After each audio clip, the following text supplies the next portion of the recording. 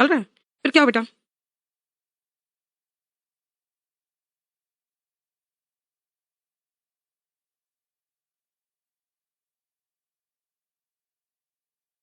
चलो, नेक्स्ट था chip off the old block. बेटा ये मान लो ये पुराना सा एक लकड़ी का ब्लॉक है। ओल्ड ब्लॉक मतलब समझते हो? बेटा जब ओल्ड जाता है ब्लॉक तो थोड़ा सा सड़ना सा शुरू हो जाता है ना? वो सड़ने लगता है। चलो सुनो बेटा,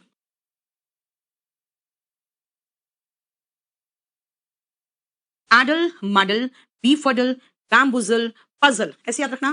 बैफल, देख रहे हो सबका मतलब क्या है? कंफ्यूज, परप्लेक्स, बिविल्डर, बैफल, ये सब सिनोनिम जिसका मतलब है टू कंफ्यूज। देख लो, एडल, मडल, बीफडल, बैम्बुजल। बैम्बुजल का मतलब होता है यार कंफ्यूज करके मूर्ख बनाना। वही है, बात बराबर है। देखो, confuse, perplex, bewilder, baffle, puzzle. ठीक है, आओ नेक्स्ट देखो। अब हम लोग इडियम्स एंड फ्रेजेस में आ गए बेटा, 5 बजे से आयशा। अब हम लोग नेक्स्ट में आ गए, इडियम्स एंड फ्रेजेस में।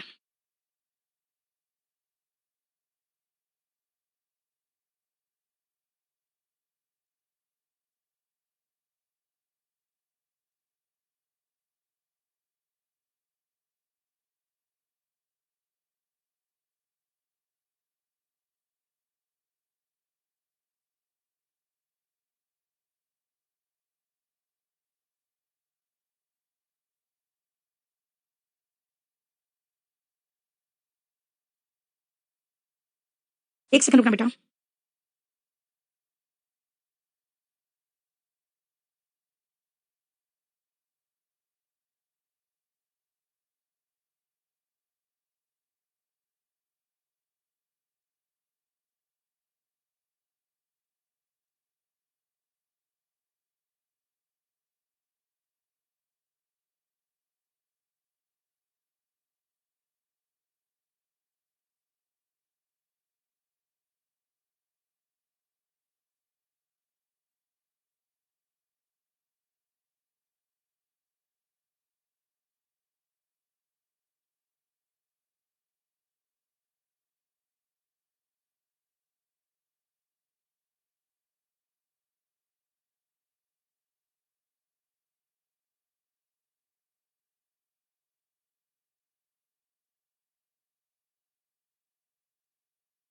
चलो सुनो बेटा, अब आओ इडियम्स एंड फ्रेजेस, ध्यान से देखो। What is the meaning of curtain lecture?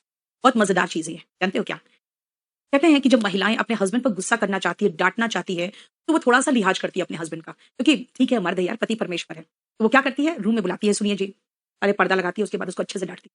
That means जो वाइफ अपने हस्बैंड को डांटती है, उस डांट को कर्टन लेक्चर कहते हैं। तो व्हाट इज कर्टन लेक्चर? देखो, अ रिप्रिमांड मतलब a scolding that a wife gives to a husband. पत्नी का डांट पति के लिए जो होता है, दैट इज कर्टन लेक्चर। ठीक है, नेक्स्ट। हाँ, क्लास एंड हो गई। देखो बेटा क्या हुआ। हाँ, नहीं बेटा आज रात क्या होगा, वॉल्यूम 1 तो मंडे ट्यूसडे वेंसडे होगा। पूरा क्लास एंड हो गई, एक बार चेक कर लो।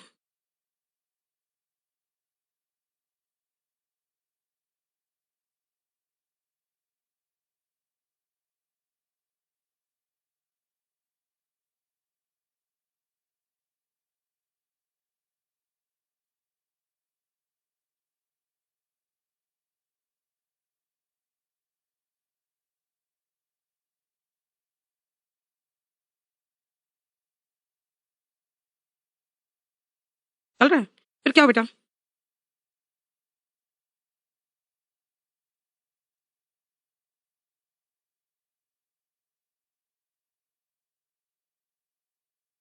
चलो, नेक्स्ट था chip off the old block. बेटा ये मान लो ये पुराना सा एक लकड़ी का ब्लॉक है। ओल्ड ब्लॉक मतलब समझते हो? बेटा जब ओल्ड जाता है ब्लॉक तो थोड़ा सा सड़ना सा शुरू हो जाता है ना? वो सड़ने लगता है। तो देखो एक बात बताओ, ये जो ओल्ड ब्लॉक है उसका चिप निकालू मैं। चिप मतलब होता है बेटा पतला सा टुकड़ा, उसकी तो चिप कहते हैं। कभी देखते हो चिप्स खाते हो या कोई चिप लगा रहता है आपके कंप्यूटर में, तो पतला सा रहता है। अगर इतना सा टुकड़ा निकालोगे वो भी तो सड़ा ही रहेगा। इसे कहते हैं जैसा बाप वैसा बेटा। ये नेगेटिव सेंस में यूज होता है। लाइक फादर लाइक सन, मतलब जितना घटिया बाप है वैसा ही घटिया बेटा निकला। इसका मतलब someone who is similar in character और हैबिट्स, जैसे टू हिज फादर और मदर। इसलिए कहावत है लाइक फादर लाइक सन, यानी जो आदत या चरित्र में अपने माँ या पिता की तरह हो। ठीक है, अब आओ new kid on the block. खुद सोचो, जब ये ब्लॉक है, ऐसे ब्लॉक रखोगे आप, उस पर किसी को चढ़ा दोगे तो सबसे ऊपर अलग सा दिखेगा वो, है ना? तो कहेंगे he is the new kid on the block now. मान लो शाहरुख खान का बेटा अगर आ गया फिल्म इंडस्ट्री में, है ना? तो आप क्या कहोगे? Now he is the new kid on the block. इसका मतलब है कि अब ये न्यू एंट्री है, ये न्यू एंट्रेंट है, मतलब a newcomer to a particular place or sphere of activity, जिसको हम लड़कों के लिए वर्ड यूज करते हैं डिब्यूटेंट। देखो टी लगाए, और अगर लड़की होती तो ई लग जाता। बस बेटा होगा किसी का, अगर आया है नया फील्ड में तो डेब्यूटेंट, और अगर लड़की होती तो प्रोनाउंसिएशन सेम है, खाली इसमें ई लग गया। वही तो ना बेटा, किसी का अपना नेट नहीं चलता है ना, पूरा क्लास रुकवा देता है।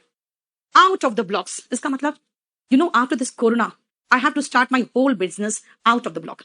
I had to start the whole business in every state, in every place, out of the blocks, because of the reason that the landlords want the rent of this corona period also.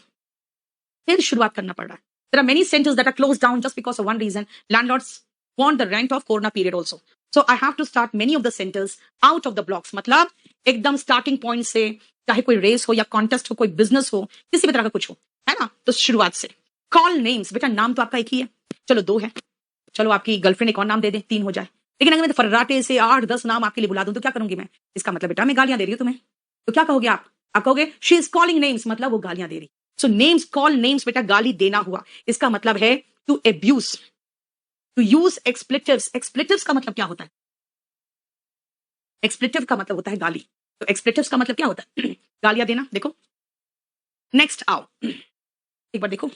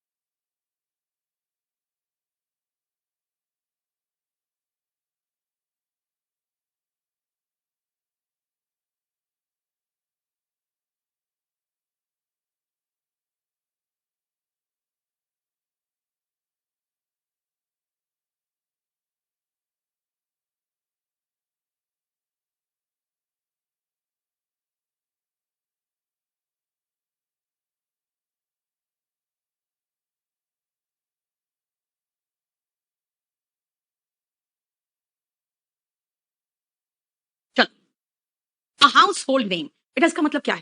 हर घर का में famous हो गया, like Smriti Irani, she became a household name, she became a household name after the serial क्योंकि सास भी कभी बहू थी, है ना? यानी लोग घर घर उसको जानते थे, but she was she went by the name of Tulsi, not Smriti Irani.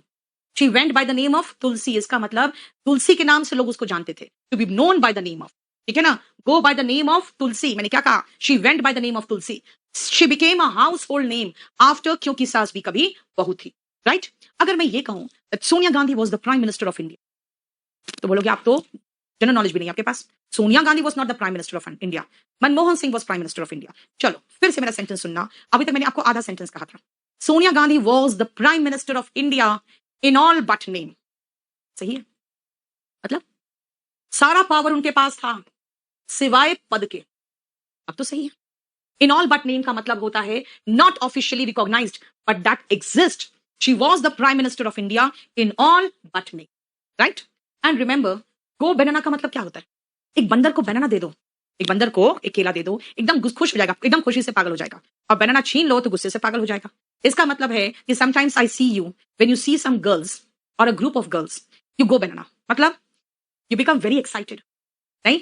Remember, to go banana का मतलब होता है टू गेट एक्साइटेड और एंग्री, दोनों है मतलब, लेकिन थोड़ा सा उन्माद में आ जाना या उत्साह में हो जाना, ठीक है? देखो कोई प्रॉब्लम यहां पे? अब आओ next, banana Republic.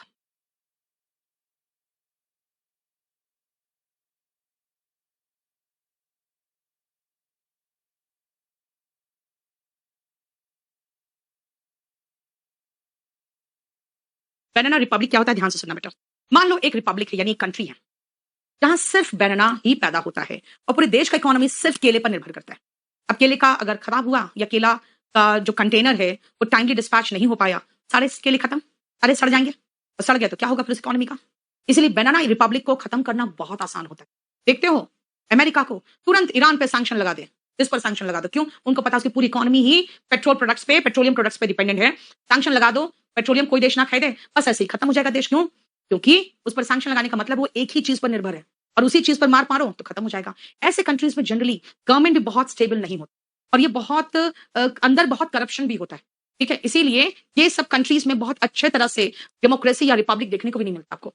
A term used for small countries that are dependent on a single crop or resource, जो मैंने कहा आपको, and govern badly by a corrupt elite, जो एक उच्च वर्ग के लोग होते हैं। देखो यार, पेट्रोलियम प्रोडक्ट जहां होते हैं ना, लोग रिच तो हो ही जाते हैं, लेकिन करप्ट एलिट आके उसको पूरा रूल करने लगता है। देखो, ये टर्म उस छोटे देश के लिए प्रयुक्त होते हैं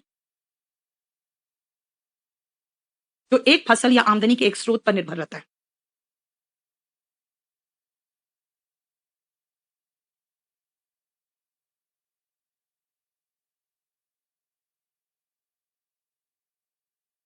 ठीक है, अब आप बनाना ऑयल, बेटा एक बात बताओ, बनाना तो ऐसे ही इतना स्लिपरी है ना? आप जो खुद ही इतना स्लिपरी है, उस पर पैर रखते ही फिसल जाओगे। अब आप कहोगे ना उसका ऑयल चाहिए मुझे, तो कुछ ज्यादा है, आप डिमांड नहीं कर रहे हो। हाँ, अगर बनाना ऑयल कहोगे ना तो ये सुपर फ्लोस हो गया भाई। ऐसे ही बनाना स्लिपरी चीज है, उसका ऑयल, इसका मतलब जब चापलूसी करना हो या बढ़ा चढ़ा के कुछ बताना जरूरत से ज्यादा, लेकिन I don't need banana oil, इसका मतलब क्या है यार, काम करो चुपचाप से, क्यों बकवास कर रहे हो तुम, क्यों चापलूसी करना चाहते हो? Superfluous or nonsensical talk when it means to flatter someone or exaggerate something which is बढ़ा चढ़ा के बताना हो तब, ठीक है, या किसी की चापलूसी करनी हो तब। अब आओ 43, प्ले द गैलरी। इसका मतलब बेटा आजकल क्या होता है, जो हमारे लीडर्स होते हैं just try to play the gallery. इसका मतलब होता है कि सिर्फ वो हर संभव कोशिश करते हैं लोगों का समर्थन जुगाड़ कर ले, बस और कुछ नहीं। ठीक है ना, यानी कि behave in a way intended to make people admire or support, that's it। ठीक है, wash one's hand। एक तो नमस्ते ट्रम्प हुआ पूरा का पूरा, क्या हुआ, कोरोना इंडिया में आ गया अमेरिका से, है ना, उन लोग के साथ। Then the government washed its hand, it tried to say what, that we are not responsible, it is those people who came from Italy, who came from China, they are responsible for this corona blast, है ना। otherwise अगर देखा जाए तो in February only they should have imposed lockdown, international lockdown, but they did not। why? because Trump was going to come। so ये सब होने के बाद भी the government has washed its hands। इसका मतलब जिम्मेदारी लेने से बिल्कुल रिफ्यूज कर दिया, नहीं लेंगे जिम्मेदारी, है ना। व्हाइट एलिफेंट, बेटा व्हाइट एलिफेंट, कहते हैं इंद्र के पास व्हाइट एलिफेंट होता है, और व्हाइट एलिफेंट बहुत रेयर चीज है, होता नहीं है। अब आपके पास व्हाइट एलिफेंट आ जाए, आपको लगेगा भाई इतना महंगी चीज मेरे पास, जिसकी कीमत ही क्या होगी भगवान जाने, और उसके बाद उससे आप काम नहीं करवाओगे जो एलिफेंट से काम लिया जाता है, और उसको बिठा के खिलाओगे भी। इसका मतलब कुछ ऐसी महंगी चीज जिसका कोई यूटिलिटी भी नहीं हो, एक्सपेंसिव भी हो और यूजलेस भी हो। देखो, and useless expensive item that is troublesome और यूजलेस। देखो क्लियर, बता कोई प्रॉब्लम यहां तक? नेक्स्ट आओ fool's errand. What is fool's errand? Fool मतलब मूर्ख होता है, एरेंड मतलब काम। फूल्स एरेंड ऐसा काम होता है यार जिससे आपको कभी सक्सेसफुल, मतलब सक्सेस की गुंजाइश ही नहीं है ना। इसीलिए कई बार हम सोचते हैं कि यार हम ऐसा करेंगे तो सरकार हिल जाएगी। This is just fools errand, मतलब कि आप मूर्ख वाला काम कर रहे हो जिससे कुछ नहीं होने वाला। So fool's errand is a task or activity that is no hope of success. And laughing stock, what is laughing stock? हंसी का पात्र। Like we make jokes on Rahul Gandhi, we have made him a laughing stock, and whenever he raises very important issues also, we still laugh at him because we ourselves are laughing stock now। ठीक है, समझ में आया? मजाक का पात्र, a person or thing that people laugh at or make fun of। चलो खत्म हो गया ये हमारा शीट, फिनिश्ड। ठीक है, और अब हमारा 5 बजे से स्पोकन क्लास शुरू होगा। चलो बाय। कौन सा बैच है आज? 7 नंबर ना पहले तो।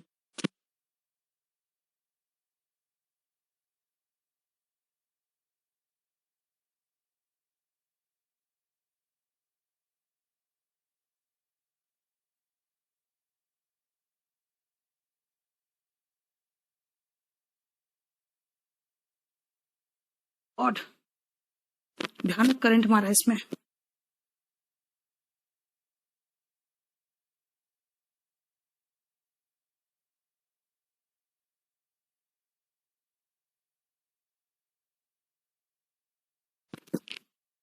हेलो एवरीवन, चलो बेटा मैं लेट हो गई आज आने में, आई एम वेरी सॉरी। बस सारा सेंटेंस जो खुल रहा है ना, बस उसी में बहुत चक्कर में फंस गई। अभी भागे भागे आ रही हूँ गुड़गांव का सेंटर को निपटा के। चलो राजेंद्र का प्रॉब्लम देखो क्या हो रहा है इसको। चलिए तानू, ये बफरिंग का प्रॉब्लम बेटा आपका नेट की वजह से होता है। ठीक है, आइए हम लोगों ने खत्म कर लिया टेंस। आज जो मैं कराना चाह रही हूँ वो है पहले वोकैब 20, क्योंकि ये हमारा आपके फर्स्ट बैच में भी नहीं हुआ है, उसके बाद बैच नंबर 6 में नहीं हुआ है, एसएससी मेंस में नहीं हुआ है। तो पहले मैं इसको एक साथ खत्म कर दूं, और ये बहुत इंटरेस्टिंग शीट है, पहले इसको खत्म कर दें। आओ देखो बेटा ध्यान से। 20 नंबर शीट में आपको एक वर्ड मिलेगा थियो। देखो जहां पर भी ये जो वर्ड है ना थियो, ये दिखेगा, देखो यहां दिख रहा है आपको पूरी अच्छी तरह से। थियो का मतलब बेटा कहीं भी आएगा मीनिंग होगा गॉड या रिलीजियन। अब इस पेज पे हमारा रूट जो है एक तो थियो है, देखो मोनो का मतलब वन होता है और पॉली का मतलब मैनी होता है ना। तो पहले ये खत्म कर ले। Devrup thank you so much. चलो सुनो ध्यान से। थीस्ट का मतलब क्या होता है बेटा? थियो मतलब गॉड हुआ, तो थीस्ट होते हैं जो भगवान पे आस्था रखते हैं, उन पर विश्वास रखते हैं, और अथीस्ट जो भगवान पे विश्वास नहीं करते हैं वो अथीस्ट होते हैं। So theist one who believes in God and atheist one who does not believe in God. Agnostic, agnostic ऐसा व्यक्ति होता है जो कंफ्यूज रहता है, यार भगवान है नहीं है हमें तो समझ में नहीं आ रहा, ठीक है ना। तो वो लोग कंफ्यूज रहते हैं भगवान को के मौजूदगी को के मामले में, बहुत लोग कंफ्यूज रहते हैं, वो एग्नोस्टिक होते हैं। थियोलॉजी याद रखना बेटा, जहां पर भी आप ये लॉजी वर्ड देखते हो समझ में आ जाता है स्टडी की बात है। तो हर रिलीजन का अपना थियोलॉजी है, सब में अपने अपने रिलीजन का थियोलॉजी है, एंड अल्टीमेटली सबका एक ही थियोलॉजी है यार, है ना। क्या है कि हमेशा दूसरों का भला करना चाहिए, किसी को कर दो, हाँ किसी को नुकसान नहीं पहुंचाना चाहिए। तो what is theology? Theology is धर्मशास्त्र, ठीक है ना। धर्मशास्त्र इसका मतलब होता है जब आप स्टडी ऑफ रिलीजन करते हो, और हर रिलीजन की यही बात होती है। चलो नेक्स्ट आओ, मोनोथिज्म। बेटा मोनो का मतलब एक होता है और थियो का मतलब क्या होता है? रिलीजन। तो मोनोथिज्म होता है एक ईश्वरवाद, यानी बिलीव इन वन गॉड। देखते हो जैसे मुस्लिम है वो सिंगल गॉड पे बिलीव करते हैं, तो कह सकते हो मोनोथीस्ट है। बहुत सारे हिंदू रिलीजन के लोग भी सिर्फ एक ईश्वर पे विश्वास करते हैं, तो वो भी मोनोथीस्ट होते हैं, है ना। देखोगे ना मुंबई तरफ गणपति के बहुत उन लोग भक्त होते हैं, और उन लोग सिर्फ गणपति की पूजा करते हैं। कुछ लोग ऐसे सिर्फ गणपति की पूजा करते हैं, तो वो क्या है? मोनोथीस्ट है ना। एंड पॉलीथिज्म, जैसे अधिकतर हिंदू हम लोग क्या करते हैं, हम लोग मंदिर में कई भगवान को सजा के रखते हैं, सबकी पूजा करते हैं। तो polytheism is the belief in many god, और ऐसे व्यक्ति को पॉलीथीस्ट कहते हैं। Monotheism is the belief in one God, और ऐसे व्यक्ति को मोनोथीस्ट कहते हैं। One who believes in God theist, one who does not believe in God atheist. मेरा एक फ्रेंड है, कहता है यार अभी मेरा रिसर्च चल रहा है। भाई किस बात का रिसर्च चल रहा है? भगवान है कि नहीं है, ठीक है। तो वैसे लोग मोनो एग्नोस्टिक होते हैं। क्लियर? देखो कोई प्रॉब्लम? रोशन का हेल्प करो सुरेंद्र रोशन को। चलिए नेक्स्ट में आओ।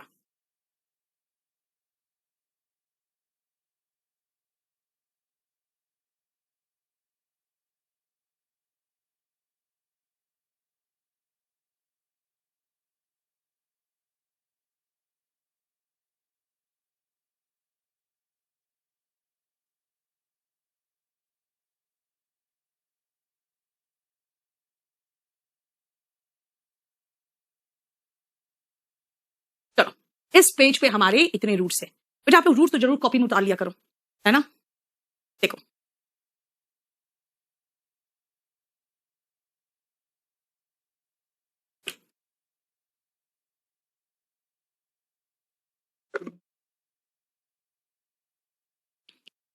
चलो देखो बेटा, एलोपैथी मेडिसिन जानते हो ना, एलोपैथी एंड होम्योपैथी। होम्यो का मतलब होमो से रिलेटेड नहीं, होम से रिलेटेड है। होम्यो आपके होम से रिलेटेड है, यानी जो हमारे घरेलू दवा होते हैं वो होम्योपैथी में आते हैं। और एलोपैथी जहां पर भी देखते हो, एलोपैथिक मेडिसिन का दवा का दुकान देखते हो, लिखा रहता है विदेशी दवा का दुकान, है ना, विदेशी दवा की दुकान। इसका मतलब allo is related to something foreign. देखते हो कई लोग लाफिंग बुद्धा, है ना, फिर कई लोग कुछ अलग टाइप के गॉड्स वगैरह को भी रखते हैं, तो वो क्या है? वो एलोथिज्म है यार, एलोथीस्ट।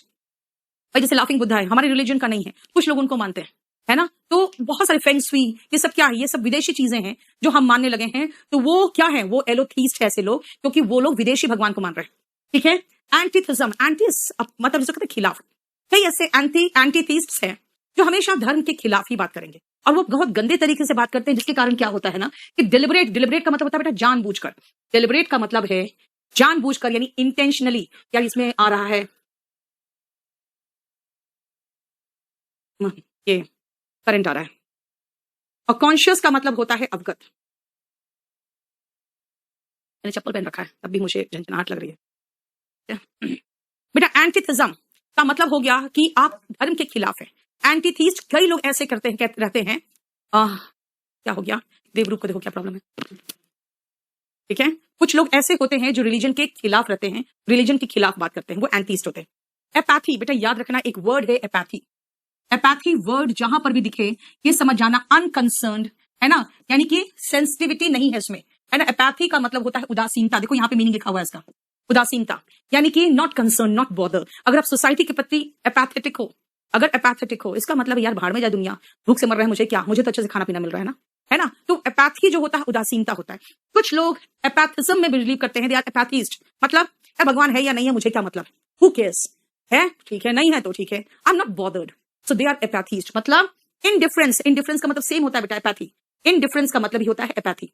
उदासीनता टुवर्ड्स एग्जिस्टेंस और नॉन एग्जिस्टेंस ऑफ गॉड। मैंने कहा ना, है नहीं है, हु केयर्स। ऐसे लोग क्या होते हैं, एपैथिस्ट होते हैं, और दे बिलीव इन एपैथिज्म, ठीक है। अबाउट थियोक्रेसी एंड थियार्की, याद रखो थियोक्रेसी और थियार्की दोनों में क्रेसी से भी रूल है, आर्की भी रूल है। डेमोक्रेसी, तो क्रेसी का मतलब क्या हुआ, शासन, और मोनार्की, आर्की भी शासन होता है। अब ये दोनों शासन है और दोनों में थी वर्ड है, THE, या एक में ओ भी है, तो फिर बात तो वही हुआ, भगवान के द्वारा या रिलीजन के द्वारा शासन। लेकिन ऐसी बात नहीं बेटा। थियोक्रेसी आपने सिर्फ इंग्लैंड में देखा था, जहां पे कहते थे पादरी तंत्र था। पादरी तंत्र का मतलब समझते हो क्या होता है, यानी कि जहां पे जो प्रीस्ट थे ना, वो प्रीस्ट लोग रूल करते थे, वो प्रीस्ट सिर्फ रूल करते थे, और वो जो बोलते थे वही कानून हो जाता था, ठीक है ना। कई साइंटिस्ट अपने जान गंवा दिए, गैलीलियो शायद उसी में जान गंवाया था, है ना। तो इसी में क्या होता है कि वो लोग, उनको कोई मतलब नहीं है, ठीक है ना। उनको क्या है कि जो हमने कह दिया वही सच है। अब तुम कहोगे द अर्थ इज राउंड, भाई नहीं है राउंड, मैं तो कहता चपटा।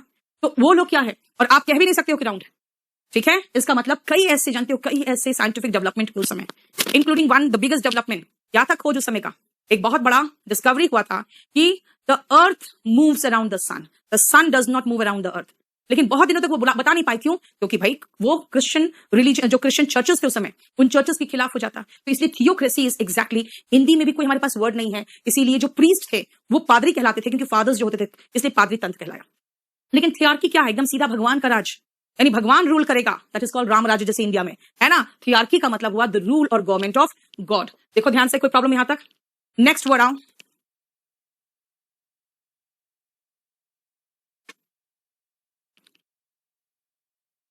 कल वाली क्लास बैकअप वीडियो में नहीं आई है यार, बोला करो ना यार, थोड़ा सा जल्दी कर दिया करे संडे का क्लास।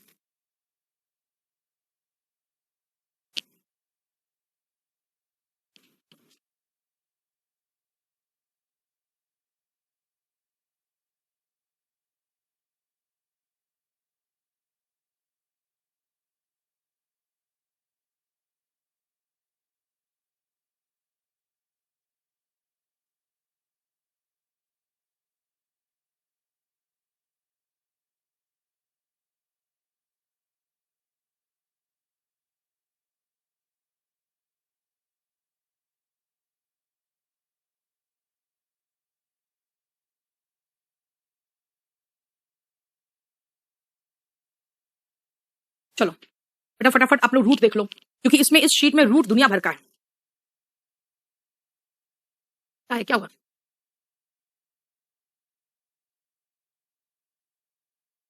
बेटा एक सेकंड के लिए बंद करना पड़ेगा, एक मैं बोल देती हूँ, पहले तो आपका फिर से बंद करके शुरू कर रहे हैं, क्योंकि यहाँ थोड़ा सा कुछ इश्यू आ रहा है, ठीक है। मेरा करंट भी मार रहा है, तो थोड़ा सा 2 मिनट रुकना, आपको फिर से रिफ्रेश करके आ जाना प्लीज, ठीक है।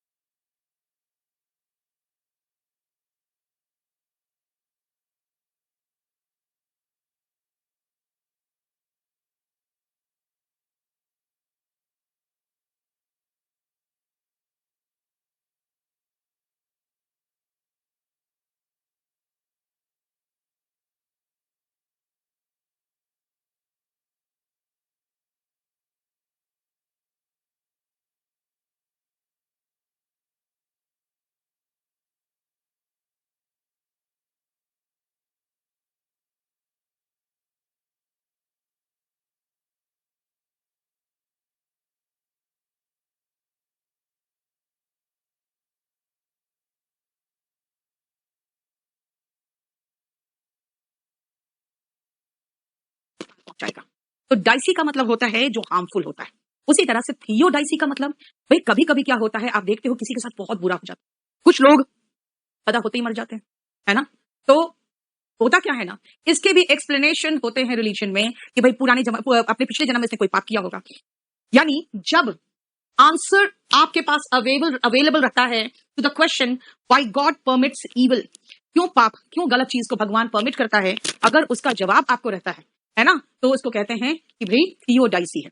This is the belief, this is, अब सब सही है ना बेटा, देखो तो साउंड नहीं है, तुम देख लो साउंड है ना।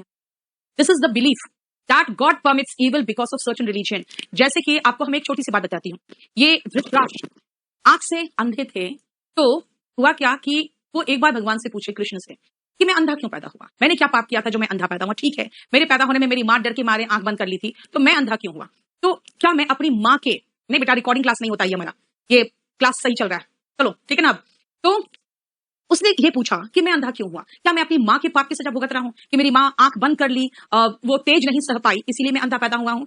तो उसने कहा कि नहीं, ऐसी बात नहीं है। चिराग, साउंड मिसमैच हो रहा है, एक बच्चे कर लेना। सुनो, उसने कहा नहीं। उन्होंने क्या किया, उनको पिछला जन्म दिखाना शुरू किया कृष्ण ने, और पिछला जन्म दिखाते दिखाते वो 20 जन्म पीछे गया, और उन्होंने दिखाया कि देखो तुमने छोटी छोटी जो चिड़िया थी जिसके बच्चे निकले थे, वो चूजे थे, और वो चूजों की भी आंख भी नहीं खोली थी, और तुम इस तिनके से उनकी आंख को इस तरह से कर रहे थे कि उनकी सबकी आंखें फूट गई थी, जो छोटे बच्चे थे। ठीक है, इसीलिए इस जन्म में तुम अंधा पैदा हुए। That means what, religion has the answer to many things, और इसके अकॉर्डिंग थियोडाइसी है। What is theodicy, when you have some answer और the answer to a question, भगवान ने ईविल क्यों किया, क्यों परमिशन दिया। आयुष मुझे व्हाट्सएप कर दो बेटा 8860333003 में, ठीक है। अब आओ नेक्स्ट सुनो, थियोडी।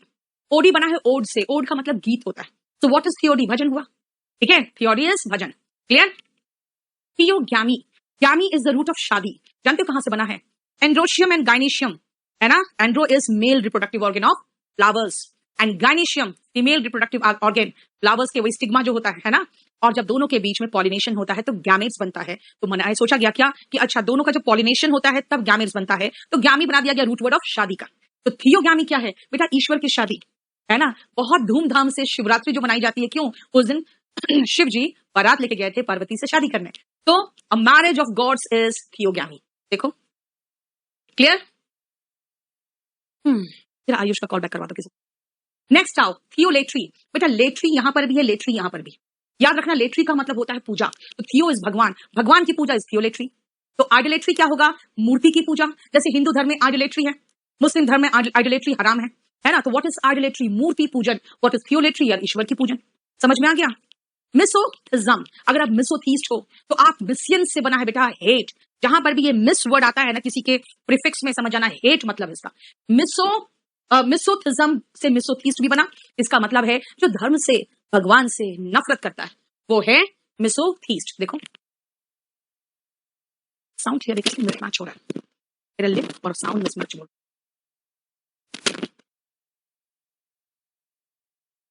चलो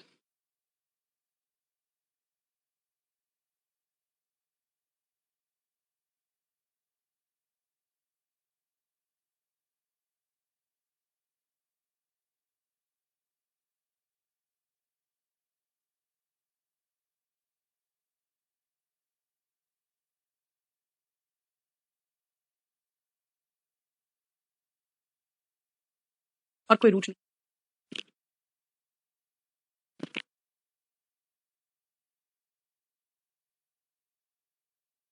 चलो आगे देखो। थियोमेनिया, मेनिया का मतलब बेटा ऑब्सेशन होता है, यानी कि पागलपन, है ना। ऑब्सेशन मतलब उन्माद, यानी पागलपन। ध्यान से देखो, थियोमेनिया का मतलब होता है ऐसा उन्माद, यार अपुनि भगवान है, जो नहीं देखते हो कई बार आता है मीम्स बना हुआ, अपुनिश भगवान है, वही फीलिंग जो होता है वो थियोमेनिया होता है कि भाई मैं ही भगवान हूं, जो हूं सो हूं। अब मेंटल इलनेस, ये पागलपन है। राम रहीम खुद को क्या कहते थे, मैसेंजर ऑफ गॉड। भैया किसने कहा था मैसेंजर ऑफ गॉड हो तुम, है ना। तो उसके बाद तो फिर अपुनिश भगवान है वाला फीलिंग आ गया। अब आशाराम, है ना, उनका बेटा एक बार क्लेम किया था कि हम लोग जिंदा कर सकते हैं, यानी कि करीबन 2 दिन तक लाश वहीं सड़ती रही, क्योंकि इन लोग कह रहे थे कि हम लोग जिंदा कर देंगे। A mental illness in which a person believes himself to be God, that is called theomania, और ऐसे व्यक्ति को थियोमेनिया कहते हैं। ठीक है, क्लियर। एनिमिज्म, देखो बड़े ध्यान से, एनिमेट और इनएनिमेट 2 वर्ड। इनएनिमेट जो होता है वो निर्जीव होता है, एनिमेट जो होता है वो जीवित होता है। अब ध्यान से सुनना, आपका जीवित हो या इनएनिमेट निर्जीव हो, दोनों में एनिमेट वर्ड आया ना, देखो एनिमेट अगर होता तो निर्जीव होता।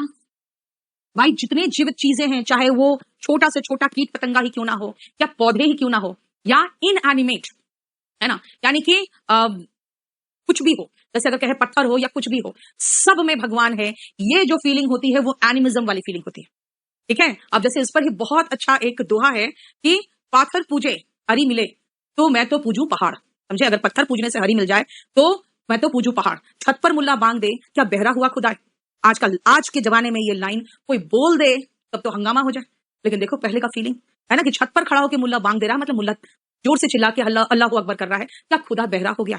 और अगर पत्थर पूजने से हरी मिले तो मैं तो फिर पहाड़ पूजू। तो यानी देखो कहां आया, पत्थर पूजने से, पाथर पूजे हरी मिले, इसका मतलब हिंदू धर्म में ये चीज था ना कि भाई एनिमेट इनएनिमेट क्या था, बरगद के पेड़ है ना, उसकी पूजा होती है, केले के पेड़ की पूजा होती है। भाई हमें तो लगता है पौधों की पूजा तो बहुत अच्छी बात थी, हम लोग थोड़ा मॉडर्न हो गए तो हम लोगों ने तो पूरा कंप्लीट पोल्यूशन क्रिएट कर दिया, वरना पहले के लोग बरगद के पेड़ काटते नहीं थे, चाहे घर के आंगन में क्यों ना उग जाए, है ना। तो देखो उसका कुछ रेलेवेंस तो था, लेकिन हम लोग मॉडर्न हो गए तो फिर भूत तो सही में आ गया हमारे लाइफ में। देखो एनिमिज्म का मतलब हुआ एनिमेट हो या इनएनिमेट हो, दोनों चीजें, दोनों की पूजा, चाहे कुछ भी हो, सब में भगवान बसता है। देखो नेक्स्ट बेटा डिज्म। डिज्म का मतलब क्या है, ध्यान से सुनो। ये एक विश्वास है कि एक परमेश्वर है, that is a supreme being, और वो यूनिवर्स के काम में इंटरवीन नहीं करता। कहते हैं ना भगवान की इच्छा के बिना एक पत्ता तक नहीं हिलता। ठीक है, तो डीस्ट वाले जो होते हैं, डिज्म बिलीव करने वाले जो होते हैं, कहते हैं अच्छा तो भगवान का काम है ये पत्ता हिलाना। भाई भगवान है, लेकिन वो यूनिवर्स के जो नियम है उसमें इंटरफेयर नहीं करेगा। अगर आप कुछ करोगे, अगर आप कुछ करोगे तो उसका परिणाम आपको इस धरती पर ही चुकाना है, क्योंकि what goes around comes around. लेकिन कहोगे नहीं भगवान ने हमें सजा दी है, तो ऐसी बात नहीं है, because existence of a supreme being, उस पर भरोसा है उनको, लेकिन does not intervene in the universe. इस सृष्टि के काम काज में वो टांग नहीं अड़ाते। ठीक है, नहीं विकास, विकास उसके उस बुक में नहीं होगा। ठीक है, वो क्या आपकी अलग से बुक आएगी। ठीक है, नेक्स्ट आओ पेगैनिज्म। देखो पेगैन का मतलब क्या है, पेगैन ऐसे लोग होते हैं, अच्छा जैसे कौन कौन सा धर्म है जो सबसे ज्यादा है अर्थ में, चलो हम ले लें हिंदू, मुस्लिम, ज्यूज भी ले लें हम, ठीक है, क्रिश्चियंस का भी ले लें, सिखिज्म भी ले लें, बुद्धिज्म भी ले लें, जितने मेन रिलीजन सब ले लो। आप कहोगे ना हम किसी रिलीजन को फॉलो नहीं करते भाई, इनमें से मेरा तो ये रिलीजन, भैया ये कौन सा रिलीजन है तुम्हारा, इसका मतलब तुम पेगैन हो। Pagan is what, pagan is a person who believes in a religion other than the main religions of the world. अगर आप ऐसे रिलीजन को फॉलो करते हो जो main religion of the world में से नहीं आता, तो आप पेगैन। ठीक है कुंदन, मैंने आपका बैच 1 खत्म कर दिया, बैच 2 खत्म कर दिया, और ये शुरू हुआ था लॉकडाउन के लगने के बहुत दिन बाद। ठीक है, इसीलिए कैसे खत्म होगा वो मैं खत्म कराऊंगी। अगर आप ज्यादा हड़बड़ाओगे तो फिर मैं शॉर्ट मार दूंगी, बोलो मुझे कुछ नहीं लगता शॉर्ट मारने में, और फिर कहीं और पढ़ते फिरना। यहाँ तो जितने लोग हैं जो कल के आए हुए लोग हैं वो भी कहते हैं हमने बहुत सिलेक्शन करवाया, तो फिर इसीलिए शांति से पढ़ो। अगर कुछ नहीं समझ में आ रहा है तो पूछो, कोर्स कैसे खत्म कराना है वो मैं कराऊंगी।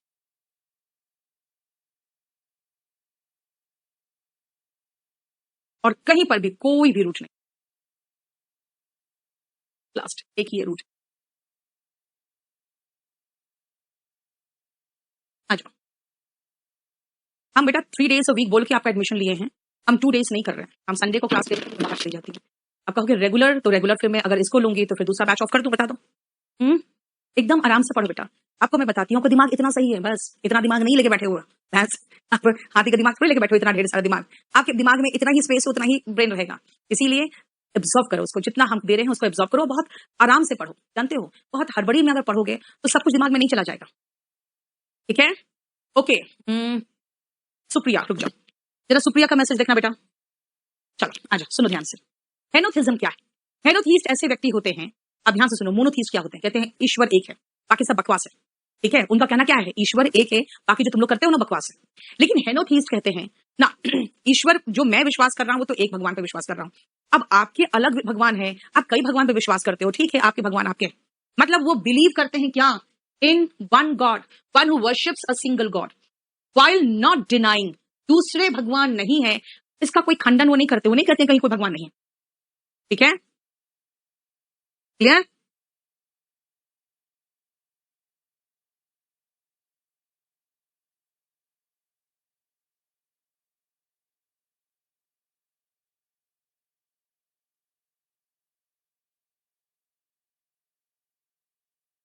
और फिर ये जाके बैच में पहले तो तुम सबका फीडबैक भरवाओ, उसके बाद मैं डिसाइड करूंगी।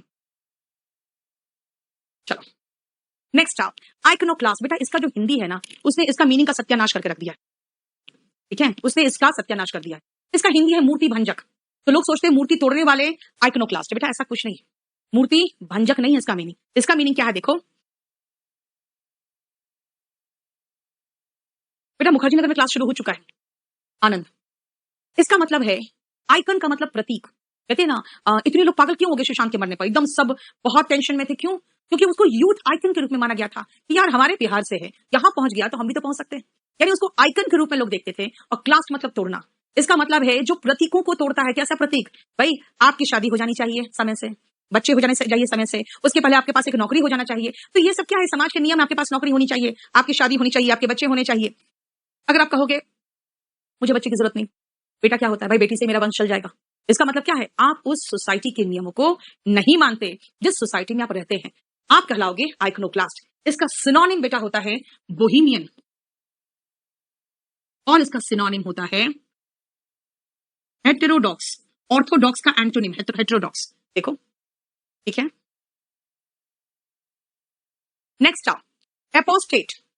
एपोस्टेट का सिनोनिम चाहो तो लिख सकते हो टर्न कोट।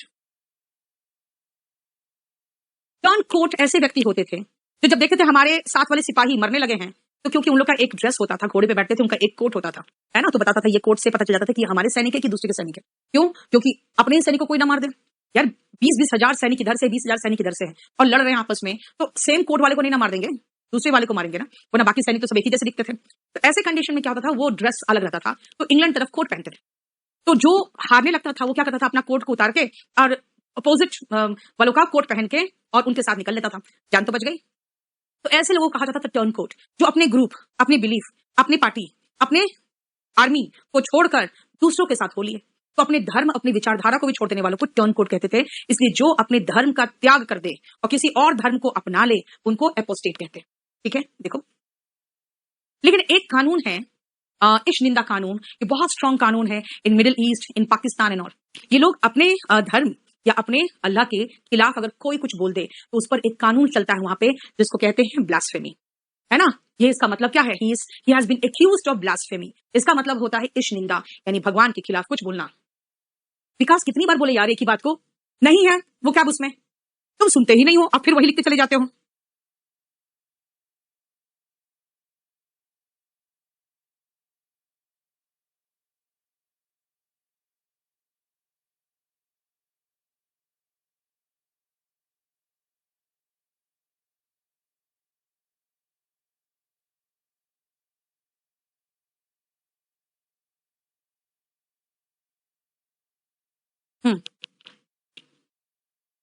नेक्स्ट आओ, ब्लास्फेमी का सिनोनिम सैक्रिलेज है। नेक्स्ट आओ सिनागॉग। सिनागॉग जैसे हम जानते हैं हिंदू वर्शिप करते हैं टेंपल में, मुस्लिम्स वर्शिप करते हैं मॉस्क में। बेटा मॉस्क क्यों लिखते हैं? मॉस्क बोलते हैं। क्रिश्चियन वर्शिप करते हैं चर्च में, है ना।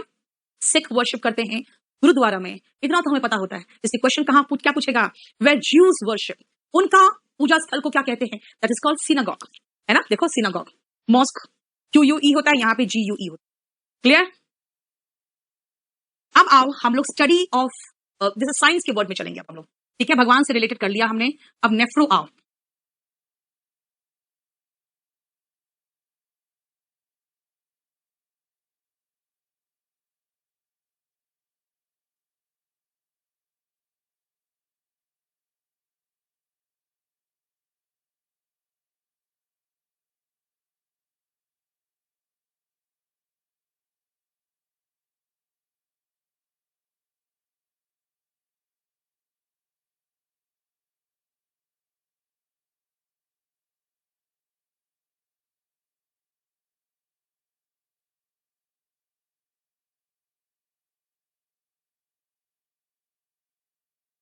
और लॉजी तो पता ही है पढ़ाई, बेटा जल्दी से फटाफट करो तो।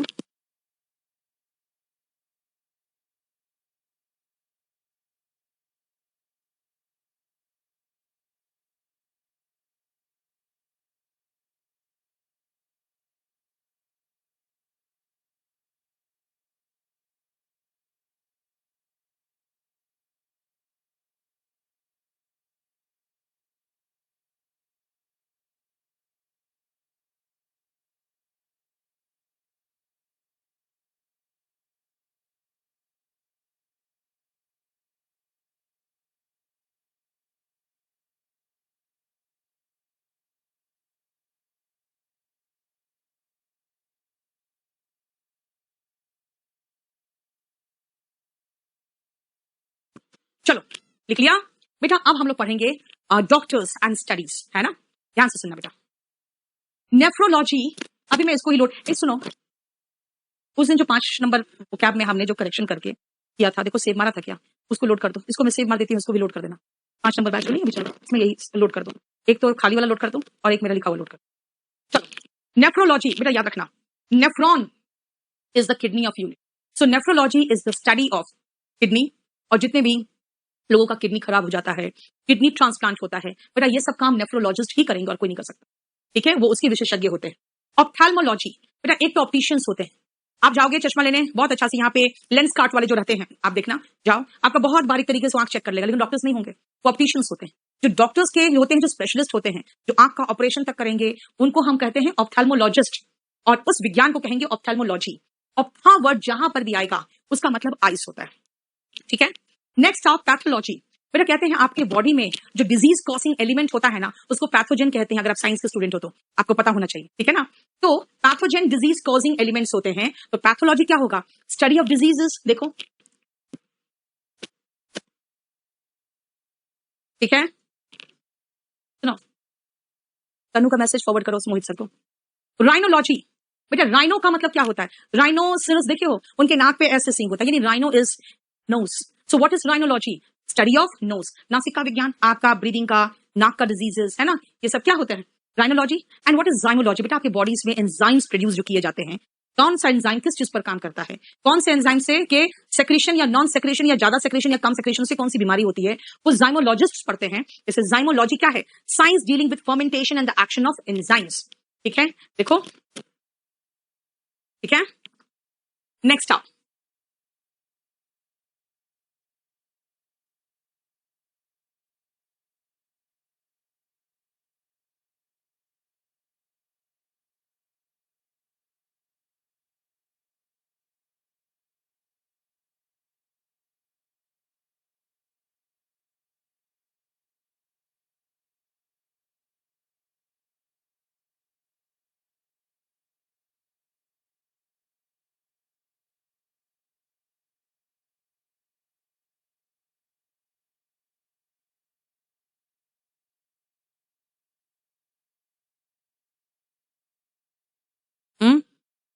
क्या अभी नहीं जा पाएंगे बेटा, एक सेकंड रुको।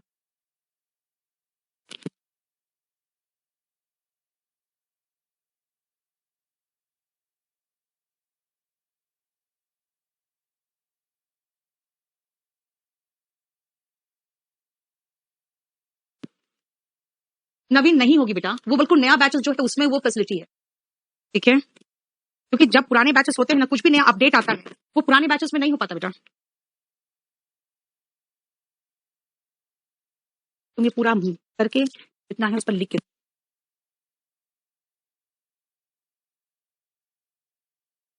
चलो बेटा सुनो ध्यान से। न्यूरोलॉजी बेटा, न्यूरॉन, आप अगर साइंस पढ़े हो या साइंस में भी क्वेश्चन आता है, unit of brain neuron, neurology study of brain, ठीक है ना, study of brain, spinal cord भी उसी में इंक्लूडेड हो जाता है क्योंकि ब्रेन से अटैच रहता है। तो study of nervous system is neurology, और ऐसे लोग न्यूरोलॉजिस्ट कहलाते हैं, ठीक है। Gerontology, geronto is the root of old people, old people, तो बुढ़ापे में जो जो बीमारी होती है ना, उससे रिलेटेड अगर बात करोगे तो जेरोंटोलॉजी होता है, ठीक है। सो जेरोंटोलॉजिस्ट होते हैं जो बुढ़ापे से संबंधित बीमारियों का अध्ययन करते हैं, ठीक है।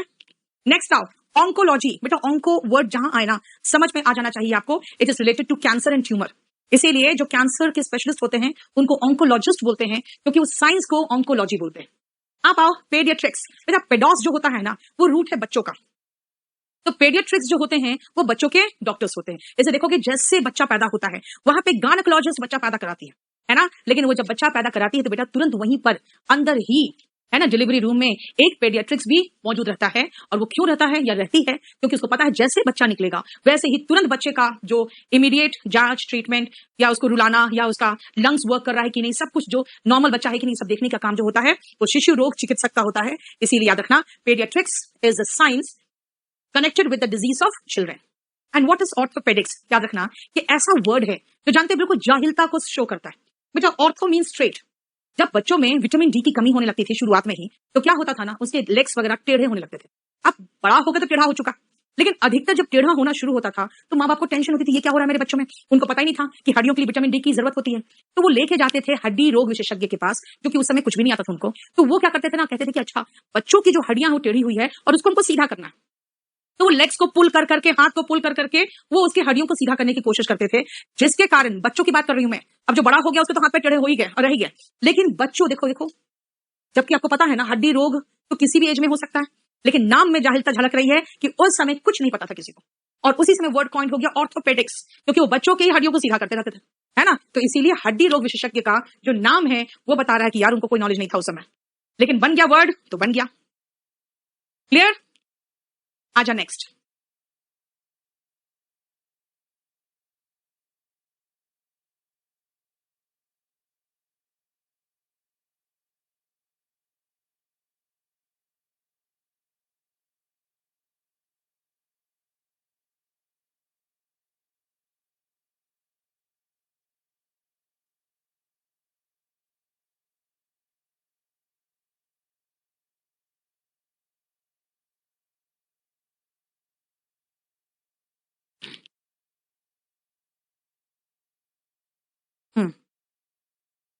अब इसमें लपेट दो और ऊपर से एक बांध दो।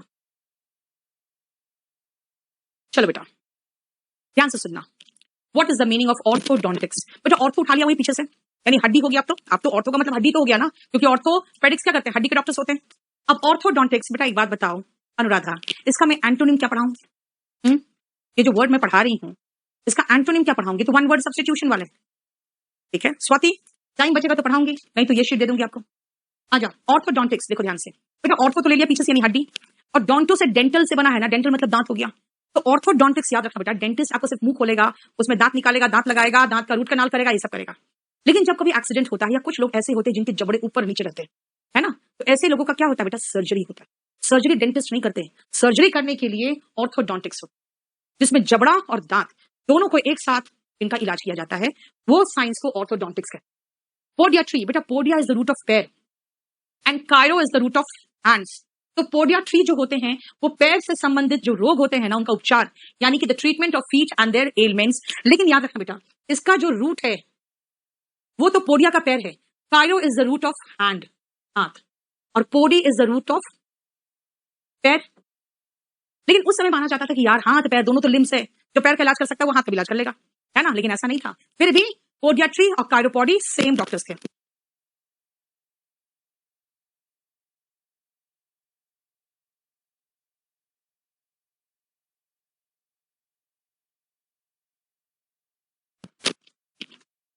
ठीक है, पोडियाट्री इज कायरोपोडी, और दोनों का मतलब होता है पैरों के डॉक्टर्स। ठीक है, क्लियर?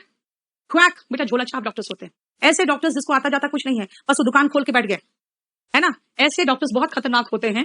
वो क्या है, one who falsely pretends to have medical skills, जिनके पास कोई नॉलेज नहीं होता, बस वो सिर्फ हाथ की सफाई कर रहे हैं, पैसे से पैसे बना रहे हैं और मेडिकल प्रैक्टिशनर बन के बैठे हुए। ड्रोमोमेनिया, बेटा अब हम mania and phobia and philia पर आ रहे हैं। ड्रोमोमेनिया इज घूमने फिरने का जिसको सनक होता है, वो इधर उधर घूमते रहेंगे, पूरी दुनिया घूमते रहेंगे, घर पे कभी नहीं रहेंगे।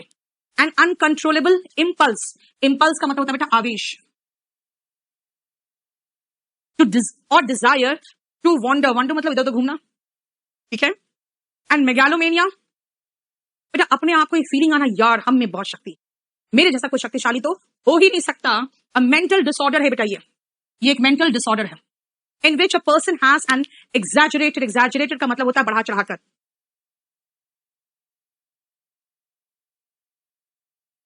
एक सेकंड बेटा, ए सूरज, अच्छा छोड़ दो गया, बस बेटा एक मिनट रुकना। हम्म, चलो, हाँ बैग दो। मेगालोमेनिया मेंटल डिसऑर्डर, जिसको अपने पावर पे, अपनी शक्ति पे एक एग्जैजरेटेड यानी बढ़ा चढ़ा के ये फीलिंग है, ये बिलीफ है कि मैं कर सकता हूं। जैसे मैंने आपको नाम लिया, तनाशाराम का नाम लिया, राम रहीम का नाम लिया, इनमें ये फीलिंग थी कि हम लोग भगवान के अवतार हैं, हम लोग मुर्दे में भी जान डाल सकते हैं, हम लोग जो चाहे कर सकते हैं, है ना। देखो नेक्स्ट आओ।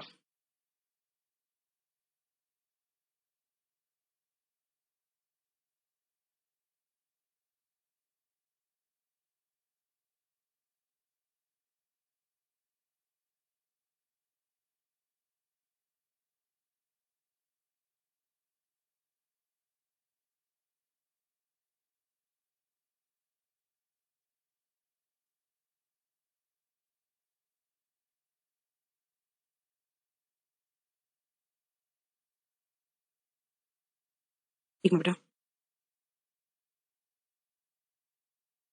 हम्म, कोई आए नहीं कुछ बोलने।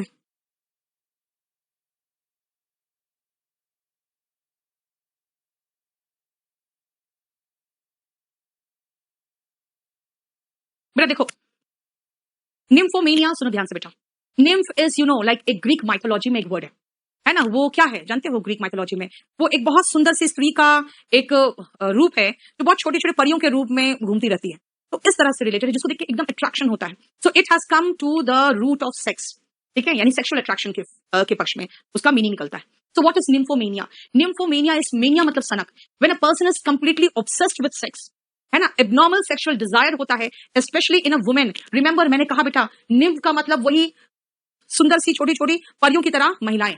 ठीक है ना? और उसमें अब मैंने कहा उससे रिलेटेड क्या है, उसको देख के आपको फीलिंग आएगी कि यार इतनी सुंदर है। लेकिन वैसे ही and these women were really for the sexual to sexually attract men. तो इसीलिए देखो निम्फोमेनिया क्या है। What is hypomania?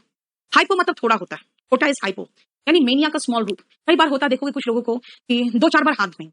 अभी तो खैर कोरोना है तो हाथ तो धोना चाहिए, लेकिन कोरोना नहीं थे तब भी वो दो चार बार हाथ धोएंगे, दो तीन बार नहाएंगे, तो जानते हैं उनको हाइपोमेनिया है। बाद में जाके ये हाइपरमेनिया होगा। ठीक है ना? अंडर वंस नोज, ठीक मेरे नाक के नीचे। अगर आप कहोगे कि मुझे तो पता ही नहीं चला, the corruption was taking place under your nose and you didn't realise. कई बार ऐसे सरकारें कहती है हमें तो पता ही नहीं ऐसा कुछ हुआ भी है। भाई it happened under your knows. इसका मतलब ठीक आपके प्रेजेंस में, आपके नाक के नीचे, in one's presence. And pay one back in the same coin, जिसका सिनोनिम है टिट फॉर टैट। जिसने जैसा किया उसको वैसे ही आपने चुकाया। To treat exactly in the same way is pay one back in the same coin. देखो हमारा 20 नंबर शीट खत्म हो गया।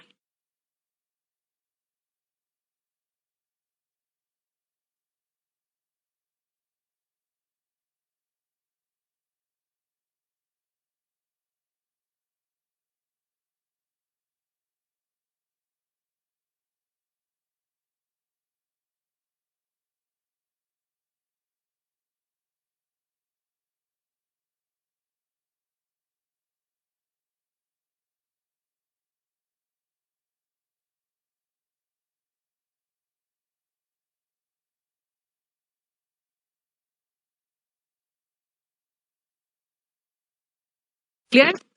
सुनो सूरज, लो मैं इसको सेव मार रही हूँ जितना बनाया मैंने। इसको ऐसे ही डाल दो। एक तो डाल दो खाली वाला और एक डाल दो ये सेव्ड वाला। ठीक है? ओके 20 दोनों डाल। भाई शायद सेव किया था परसों का, देखो एक बार। ठीक है? आज इतना ही रहने दे रोशन, मैं एकदम थक गई। आज रहने दो इतना ही।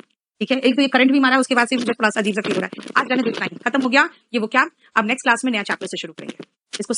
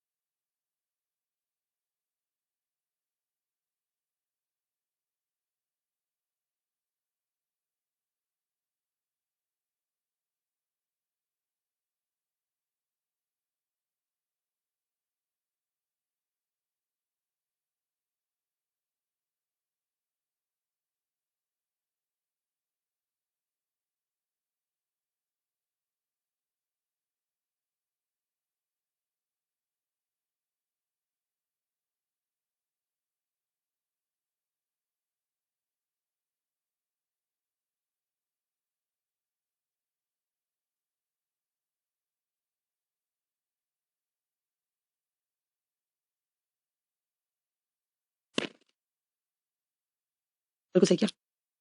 Good evening everyone. आयुष करा दूंगी बेटा, आज ही करा दूंगी वो क्या भी आपका।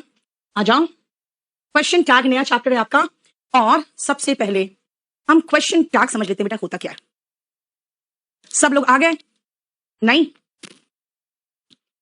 नहीं, ध्यान से सुनना, मैंने क्या कहा? सब लोग आ गए? नहीं, सब कुछ अच्छे से अरेंज दिख रहा है आपको, है ना? ये है ना? नहीं, हम जब कहते हैं सब कुछ अच्छे से अरेंज है ना, तो है ना जब पूछा आपसे तो कहोगे हाँ मैम या नहीं ma'am.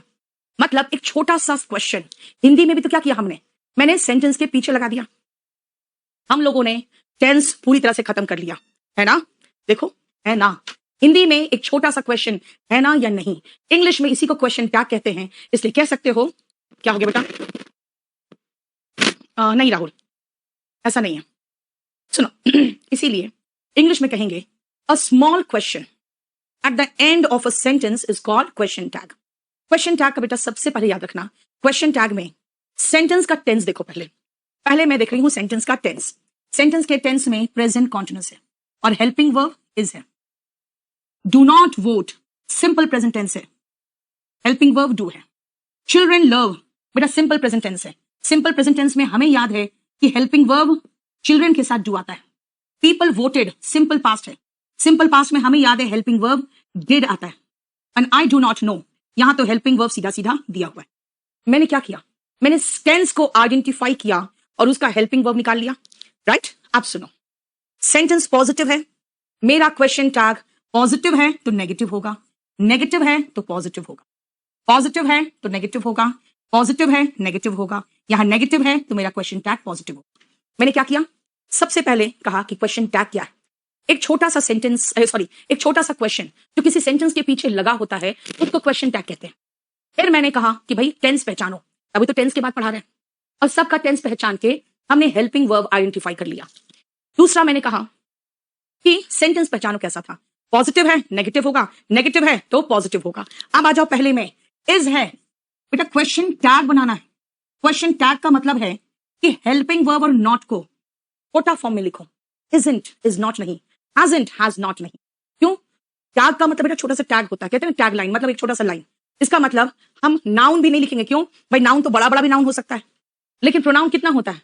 He she it they, THEY, maximum सबसे बड़ा क्या होता है? दे, इसीलिए ही लगाया। Do not vote, do not vote तो इसका होगा do they. Children love, don't they, children से तो दे आएगा ना बेटा। पीपल वोट, देखो हमने इसलिए ढूंढ के निकाला था, डिड है तो डिडंट लगाओ, डिडंट। अब पीपल, पीपल के लिए हम दे लगाएंगे प्रोनाउन। और आई do not know, do I. ये है क्वेश्चन टैग। टेंस आइडेंटिफाई करिए, उसको प्रोनाउन के साथ फिट करिए, सॉरी टेंस आइडेंटिफाई करिए, हेल्पिंग वर्ब निकालो, जो हेल्पिंग वर्ब होगा उसके साथ प्रोनाउन लगाओ, और हेल्पिंग वर्ब के साथ अगर नॉट भी आ रहा है तो कॉन्ट्रैक्टेड फॉर्म लगाओ। हम प्रोनाउन और कॉन्ट्रैक्टेड फॉर्म सिर्फ इसलिए लगाते हैं ताकि हम टैग को जस्टिफाई कर सके। वो क्वेश्चन होगा, और क्वेश्चन टैग का मतलब भाई आपके कपड़े के साथ प्राइस टैग लगा रहता है, प्राइस टैग अकेला थोड़ी बिकता है। इसका मतलब क्वेश्चन टैग किसी वाक्य के साथ लगा होगा, अकेला थोड़ी मिलेगा। देखो बताओ कोई प्रॉब्लम तो बोलो।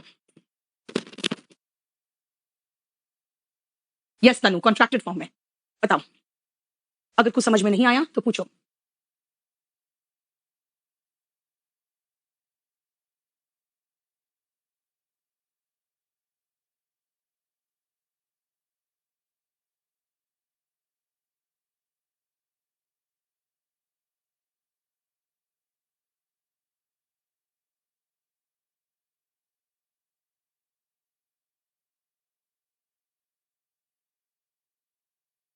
हो गया? चलो, ब्राइटनेस कम है, ओके। जो समझाया आपको जरा एक बार रीड कर लो। Tense of the sentence and question tag must be the same. Question tag और वाक्य का टेंस एक ही होना चाहिए। If the sentence is positive the question tag is negative and vice versa. अगर वाक्य पॉजिटिव हो तो क्वेश्चन टैग नेगेटिव होगा, और अगर वाक्य नेगेटिव हो तो क्वेश्चन टैग पॉजिटिव होगा। Question tag takes helping verb and pronoun. याद रखना, क्वेश्चन टैग हेल्पिंग वर्ब और प्रोनाउन लेता है। इसके बाद वो क्वेश्चन मार्क नहीं होगा, ठीक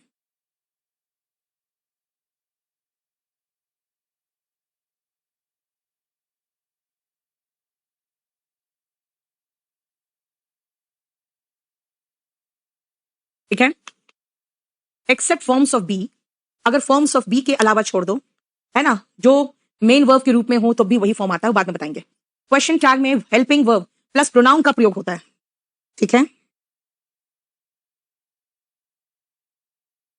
एक्सेप्ट फॉर्म ऑफ बी, अगर बी का फॉर्म छोड़ दिया जाए तो जो मेन वर्ब के रूप में हो बेटा तब भी वही आएगा। क्या लिख रहे हो? Except form of be which is used,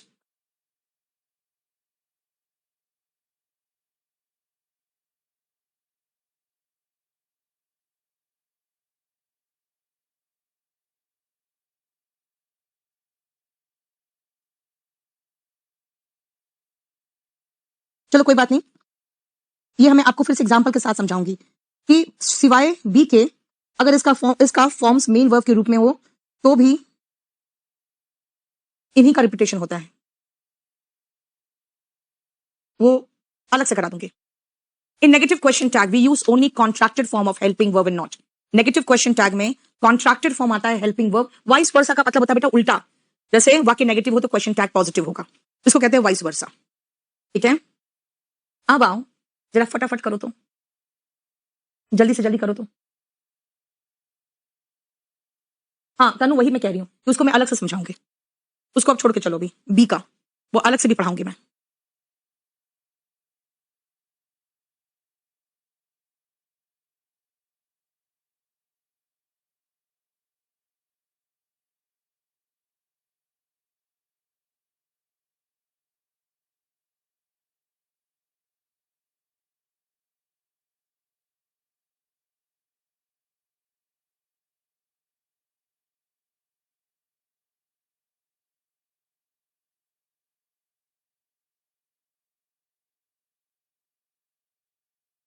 Devagupta Devrup बहुत अच्छा, बहुत सही।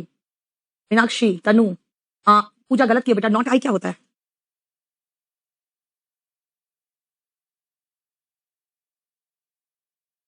चलो शुरू करें। आई एम फाइन, बेटा देखो आई एम फाइन है ना, याद रखना एम नॉट आई चाहिए हमें, लेकिन एम नॉट का कोई कॉन्ट्रैक्टेड फॉर्म नहीं होता, लेकिन क्वेश्चन टैग में आपके पास है एम नॉट का कॉन्ट्रैक्टेड फॉर्म एरेंट। कब आएगा? जब वो इन्वर्जन में यूज होगा, aren't I.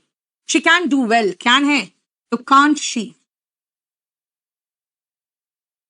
People will vote, won't they.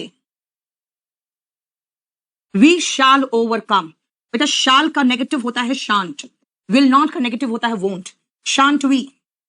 And you haven't seen a stoic, have you? Stoic का मतलब होता है जो सुख दुख में बिल्कुल विचलित नहीं होता। बताओ कोई इश्यू? देखो तो, शैल नॉट का शांत, विल नॉट का वोंट।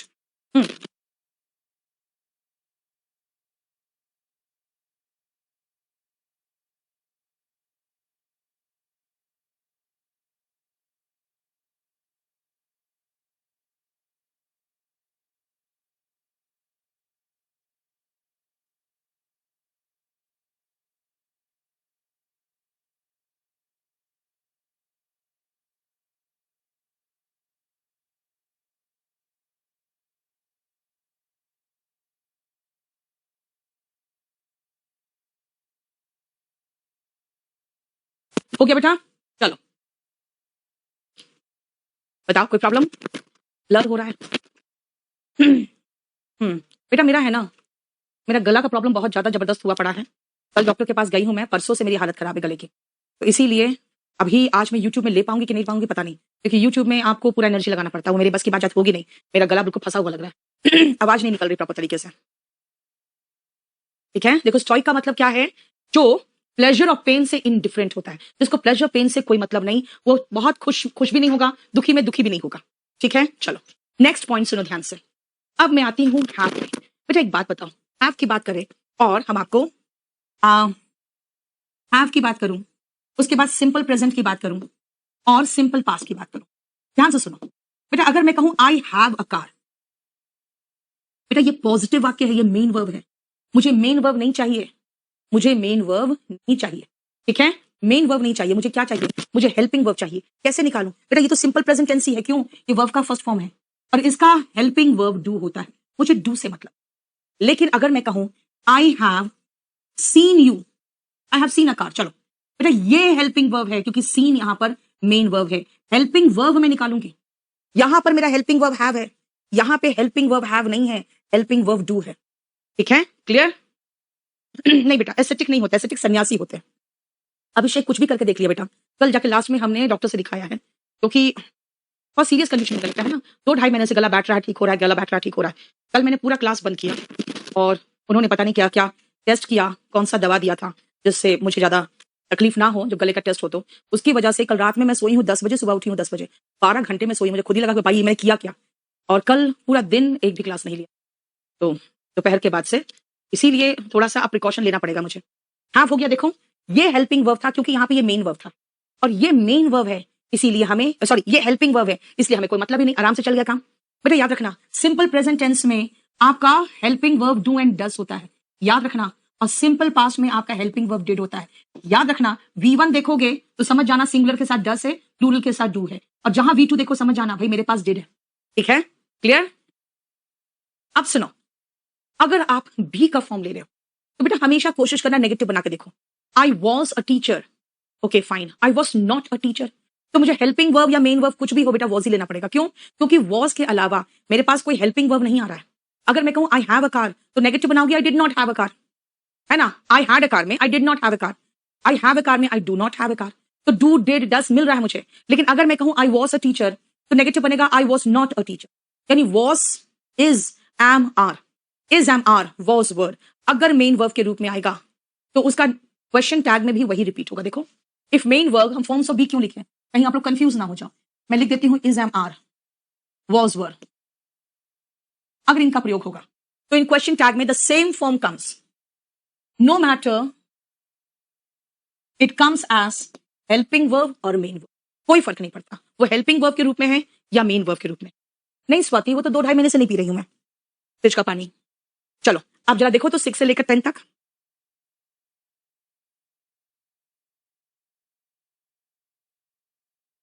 चलो तो फटाफट करो तुम।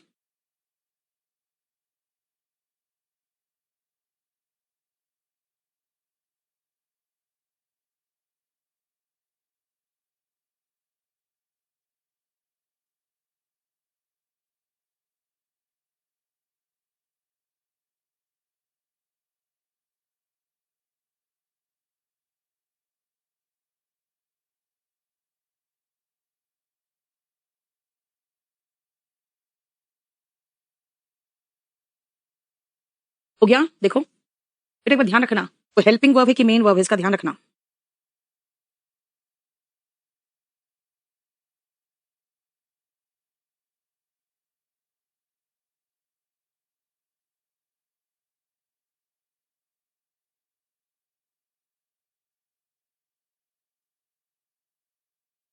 चलो शी हैज डन, ये मेन वर्ब है, मुझे हेल्पिंग वर्ब से काम है, ये है।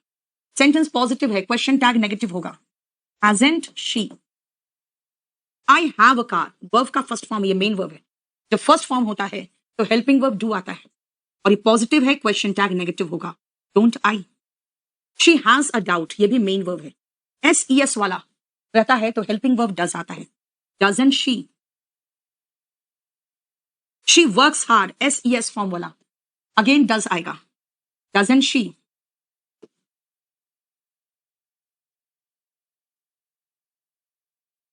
ही बेग्ड, बैग्ड नहीं बेटा ये बेग्ड है, ये सेकंड फॉर्म है।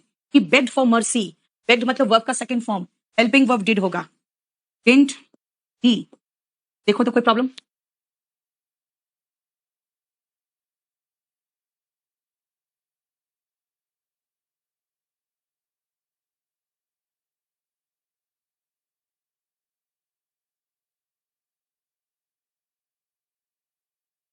क्या ही लिखा हुआ एक ही ई, अभी देखो ये कोई भी उठा के आ जाता है, तो मतलब ये करेक्टेड, करेक्शन हो चुका है, ये अलग है। कौन सा फाइल?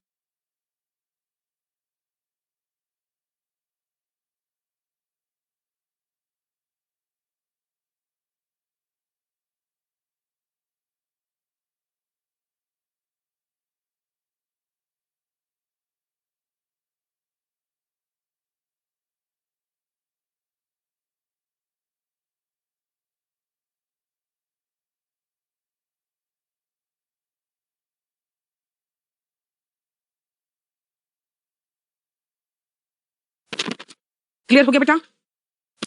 समझ में आ गया ये अच्छे से?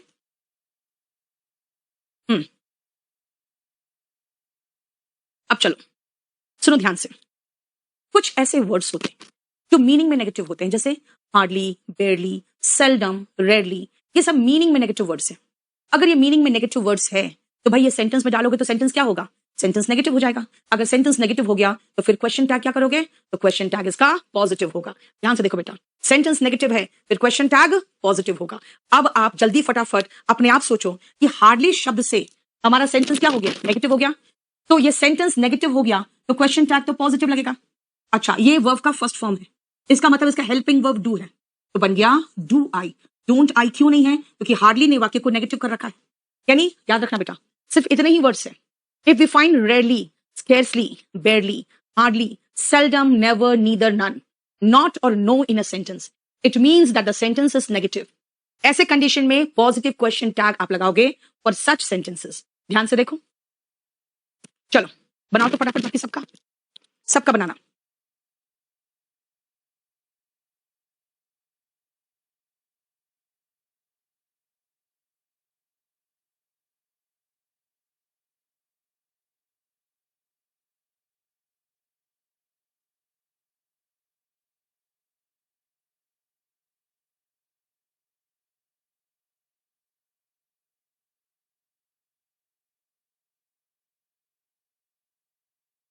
डिड आई नहीं हो सकता बेटा, ये सिंपल प्रेजेंट टेंस है, तो डिड कहां से लगाओगे? हाँ,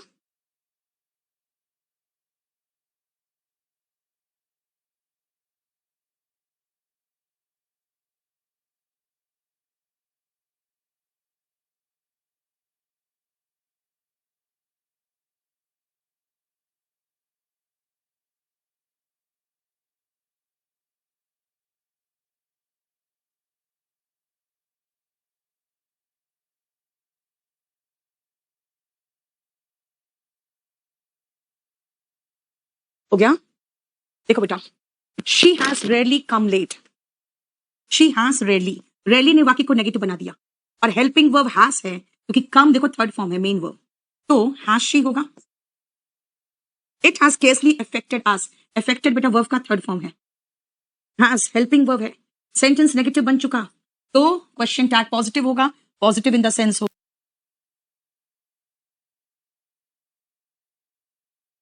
गया as it they had got barely anything to ईट।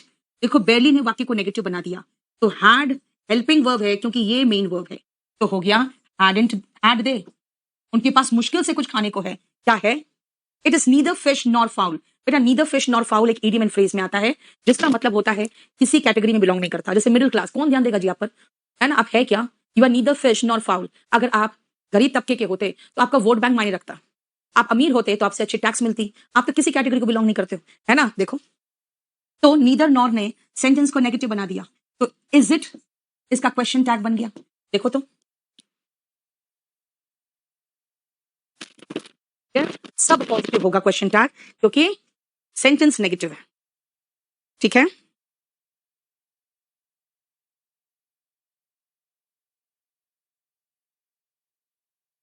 चलो बेटा, ये आपका इस पेज में हमने ये सीखा कि भाई नेगेटिव वर्ड्स कौन कौन से हैं, जो सीधा सेंटेंस में आएगा और सेंटेंस को नेगेटिव बना देगा। देखो, ठीक है। नेक्स्ट आओ, सुनो ध्यान से बेटा, लिटिल और फ्यू भी सेम काम करता है। आई हैव लिटिल टाइम मतलब मेरे पास समय ही नहीं है। आई हैव फ्यू फ्रेंड्स मतलब मेरे दोस्त ही नहीं। लिटिल और फ्यू, लिटिल और फ्यू कहा मैंने, अ लिटिल और फ्यू नहीं कहा। लिटिल और फ्यू नेगेटिव बनाता है सेंटेंस को। चलो वेरी लगा दो, वेरी लिटिल वेरी फ्यू, वो भी सेंटेंस को नेगेटिव बनाएगा। अब खुद सोचो, अगर लिटिल और फ्यू सेंटेंस को नेगेटिव बना रहा है, मैंने अ लिटिल और फ्यू नहीं कहा बेटा, अ फ्यू वाले तो पॉजिटिव वाक्य है, लिटिल वाले नेगेटिव वाक्य। सेंटेंस ये पॉजिटिव है, इसका क्वेश्चन टैग क्या होगा? इसका क्वेश्चन टैग नेगेटिव होगा। लेकिन ये लिटिल का मतलब हो गया, सॉरी सॉरी, अ लिटिल कहां है? यहां पर भी तो लिटिल, अ लिटिल, ये अ लिटिल है, ये भी पॉजिटिव हो गया, यहां पे ये नेगेटिव है। इस सेंटेंस का पॉजिटिव बनाओगे और ये सेंटेंस पॉजिटिव है, इनका नेगेटिव बनेगा। बना के दिखाओ तो।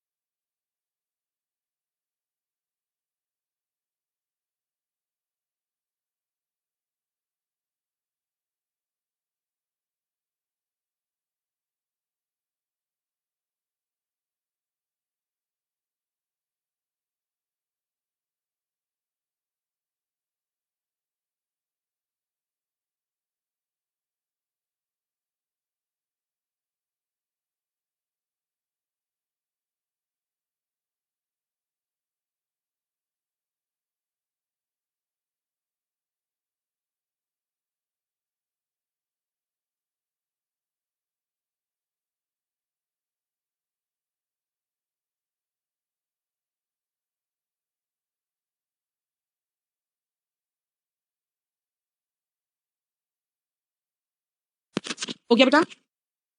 देखो सेंटेंस पॉजिटिव था और ये बेटा मेन वर्ब है, तो मुझे हेल्पिंग वर्ब चाहिए डू। आपको ये भी तो पहचानना पड़ेगा हेल्पिंग वर्ब है कि मेन वर्ब है ना? अब यहां पे डू आई होगा और पॉजिटिव था तो डोंट आई हो गया। ओके, बी का फॉर्म है तब तो कोई झंझट ही नहीं, इजी रहेगा। लेकिन सेंटेंस पॉजिटिव था तो क्वेश्चन टैग नेगेटिव हो गया और यहां नॉलेज की बात हो रही है, तो नॉलेज तो अनकाउंटेबल है, इजंट इट? है ना? नॉलेज का आप थोड़ी जोड़ सकते हो नॉलेज, है ना? She has few friends, sentence negative है, क्वेश्चन टैग पॉजिटिव होगा, लेकिन बेटा यहाँ SES वाला मेन वर्ब है, इसीलिए ये हमारा हेल्पिंग वर्ब नहीं है, तो हेल्पिंग वर्ब डज होगा फिर तो, है ना? तो does she. Police show, show verb का फर्स्ट फॉर्म, हमें याद है वर्ब के फर्स्ट फॉर्म में हेल्पिंग वर्ब डू लगता है, और पुलिस जो है ना प्लूरल नाउन है, इसीलिए दे होगा। इसीलिए कौन सा नाउन है उसके लिए प्रोनाउन क्या आएगा ये भी तो ध्यान रखना पड़ेगा आपको। Teachers must have a little patience, must have, बेटा हैव यहाँ पे मेन वर्ब है, मेन वर्ब है, तो हेल्पिंग वर्ब क्या है भाई? ये मॉडल हेल्पिंग वर्ब है। Must have a little patience तो होगा मस्टंट दे। There are very honest, few honest people, are is am are was work का तो हमारे साथ प्रॉब्लम ही खत्म है। आरंट, और बेटा देखो ना सब्जेक्ट क्या आ रहा है, देर, तो आरंट देर होगा। लेकिन बेटा एक चीज और ध्यान दो जरा, अ लिटिल है तो ये पॉजिटिव था तो हमने नेगेटिव लगा दिया, ठीक है, लेकिन वेरी फ्यू है, ये खुद ही नेगेटिव है। जब नेगेटिव है तो क्वेश्चन टैग तो पॉजिटिव होगा, यानी ये कट जाएगा। देखो ऑफ कोर्स डज शी होगा बेटा, क्योंकि ये मेन वर्ब था, हेल्पिंग वर्ब थोड़ी था, और क्वेश्चन सेंटेंस नेगेटिव है तो क्वेश्चन टैग पॉजिटिव होगा ना। देखो बताओ कोई प्रॉब्लम? पूछा अपना सही करो आप अपना नेट, यहाँ सब सही है।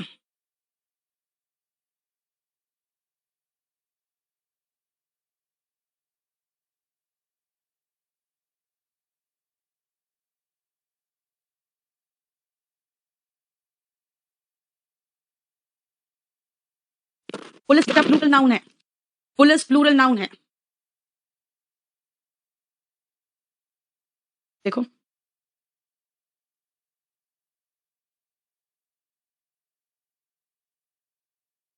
नेक्स्ट आओ, एक सेकंड, एक मिनट रुकना बेटा।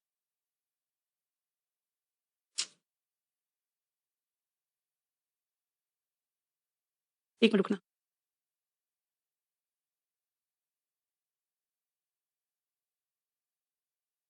चलो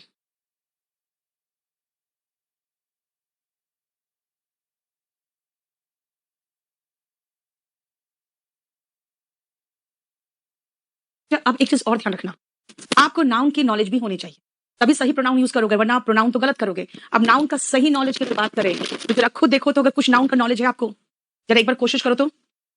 फोर्थ में नेगेटिव सेंटेंस है, क्या हो गया? हाँ, लिटिल का मतलब होता है ना के बराबर, तो नेगेटिव सेंटेंस देखो क्वेश्चन टैग पॉजिटिव है ना? चलो अब अपने आप सोचो तो, जो रेड में है वो कौन सा है?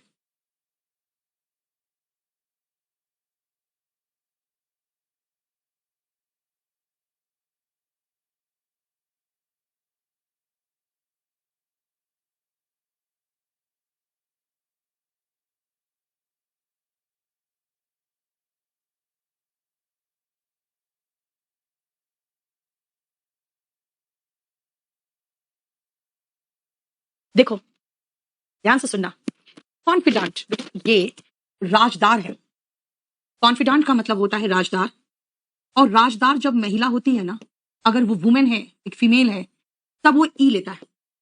अगर वही मैन होता तो कॉन्फिडेंट होता, और DANT के बाद कुछ नहीं लगता, ठीक है? बेनिफैक्ट्रेस होती है जो दूसरों की हेल्प करती है, लड़की है तो बेनिफैक्ट्रेस है। अगर मेल होता तो बेनिफैक्टर होता। इसका मतलब है कि हम यहां पे हैज कम है तो हम हैजंट शी लगाएंगे, और बेनिफैक्ट्रेस वॉज जनरस तो वॉजेंट शी होता, है ना? फियांसी, अगर मेल होता ना तो फियांसे होता, देखो मेल होता तो फियांसे होता, फीमेल है तो इजंट शी होगा, इजंट शी होगा। And the gentry did not like the proposal, gentry की बात हो रही है बेटा, ये प्लूरल नाउन है, जेंट्री का मतलब होता है हाई क्लास पीपल, पर्सन नहीं पीपल, पीपल मतलब कई लोग, यानी दे होगा, ठीक है? तो डिड दे होगा, देखो समझ में आया? नहीं हिमांशु, तभी तो मैंने कहा, पर कॉन्फिडेंट में ई लग गया, चांसे में ई लग गया, तो वो महिला है, नहीं तो पुरुष है, ठीक है?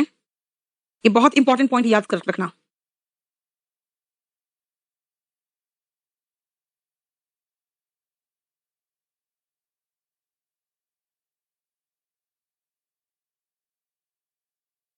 चलो देखो, जो समझाया है उसमें सबका मीनिंग के साथ हमने दे दिया बेटा, सबका मीनिंग दे दिया है।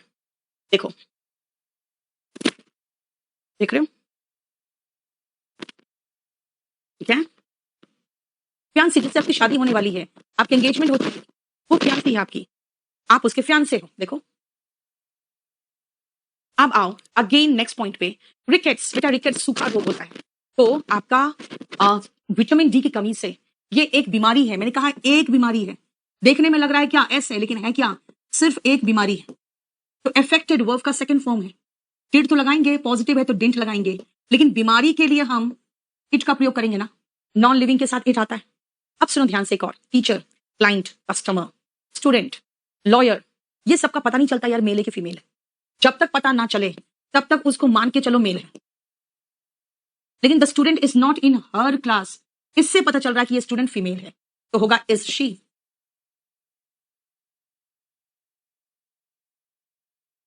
देखो क्या कहा है मैंने, देखो ध्यान से, teacher, lawyer, client, customer, agent, ठीक है? डू नॉट डिनोट जेंडर, इनसे जेंडर का एहसास नहीं होता।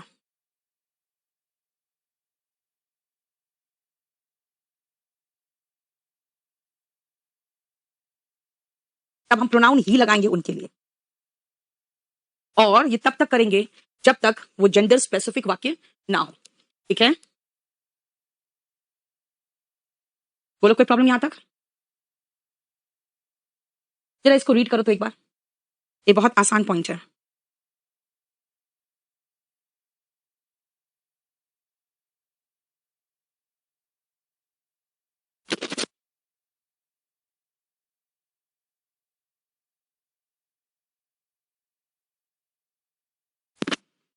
इजंट दे, बेटा टीचर्स नहीं है, टीचर है नीलेश, टीचर बेटा, टीचर्स नहीं है कि दे लगाओगे।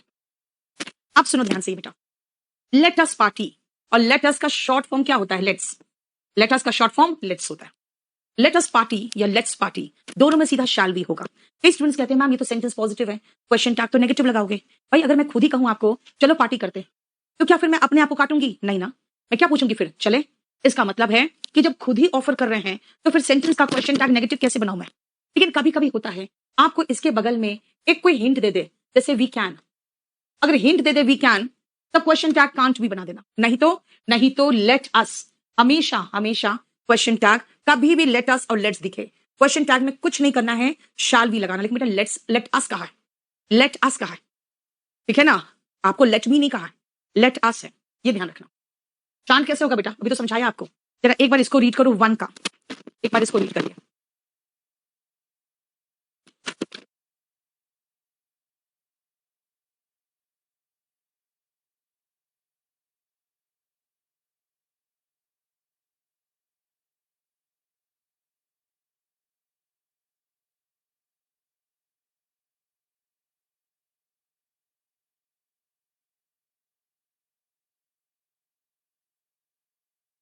चलो देखो ध्यान से बेटा, वन का मैं आपको समझा दूं।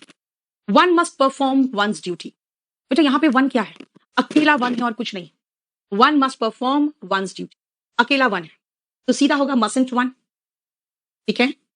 लेकिन अगर आप इस वन की बात देखो, तो वन यहाँ पे 1 2 3 वाला नंबर है वन, तो ये एक डिजिट है, और डिजिट के लिए, अगर एक डिजिट के लिए प्रोनाउन यूज करना चाहेंगे तो आपको पता है नॉन लिविंग या एनिमल के साथ हम इट लगाते हैं, तो ये इसलिए इज इट आ गया, क्योंकि नीदर ऐसे भी नेगेटिव बना रहा है इसलिए इज इट आ गया। लेकिन यहाँ पे वन बॉय हैज कम, हमारे पास नाउन बॉय है, तो बॉय के अकॉर्डिंग चलेंगे ना, यहाँ वन से कोई मतलब ही नहीं है। ध्यान रखना क्या बोला मैंने आपको, प्रोनाउन अगर है वन, वन ही लगा दो, अगर वन डिजिट वन के लिए नाउन है तो इट लगा दो। और मैंने कहा वन बॉय, भाई वन एडजेक्टिव है, इससे क्या मतलब, वन एडजेक्टिव है तो, है ना, हमें तो नाउन चुनना है बस। Here the noun is boy, use pronoun he. बताओ कोई प्रॉब्लम यहां तक? ठीक है।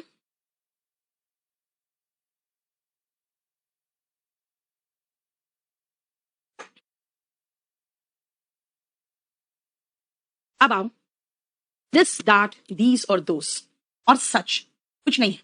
दिस इज है तो इजंट दिस लगा दो। दैट वॉज था तो वॉजेंट दैट लगा दो। लेकिन एक बात बताओ, जरा ध्यान से सोचना, दोस वर तो वरेंट दोस लगा दो। अब एक मिनट रुकना, सुनो ध्यान से। बेटा ये दैट किसके लिए आ रहा है? बोलो कि स्टूडेंट के लिए आ रहा है। दैट वॉज माई स्टूडेंट, तो ठीक है, इस दैट को ही से रिप्लेस कर दो। दोस वर हिज प्रॉब्लम्स, ये दोस्त किसके लिए आ रहा है? प्रॉब्लम्स के लिए और स्टूडेंट्स के लिए। स्टूडेंट्स हो या प्रॉब्लम्स हो, ही या इट दोनों का बहुवचन दे होता है। इनके लिए प्रोनाउन यूज करोगे तो दे लगाओगे ना, तो इसीलिए हम इसको दे कर दें। और यहां पे मिस्टेक के लिए दिस आ रहा है, नॉन लिविंग के लिए हम क्या लगाते हैं? इट लगाते हैं बस, इसलिए देखो। ठीक है, दिस और दैट क्या के लिए? बेटा हिंट का मतलब होता है, अगर ब्रैकेट में लिखा हो कैन बी तो कांट भी लगा दो। इसीलिए ऐसे जनरली हिंट देखने की आपको जरूरत नहीं। ठीक है, देखो, this is my mistake isn't it, that was my student wasn't he, and those were his problems weren't they. हो गया, बस अभी आज 13 पेज तक रहने दो। मैं चाह रही हूं आपको वोकैब कराना। हम लोग वोकैब में कहां थे? इसमें वोकैब में कहां थे सूरज? 20 खत्म तो हो गया था 20।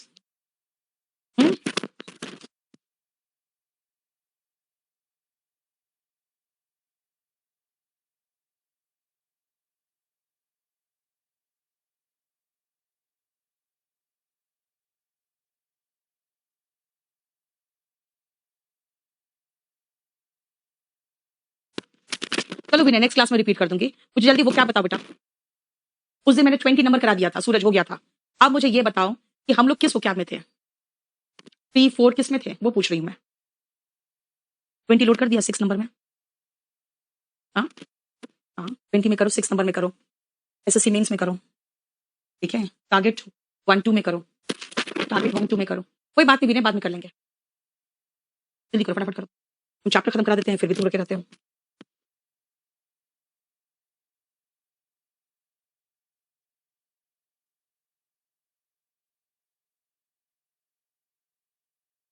करना है, ओके। 5 खत्म हो गया, स्टार्ट कर। आ जा।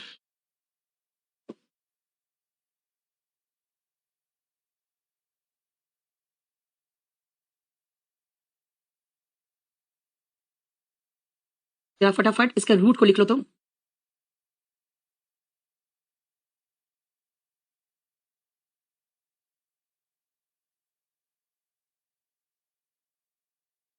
हम्म,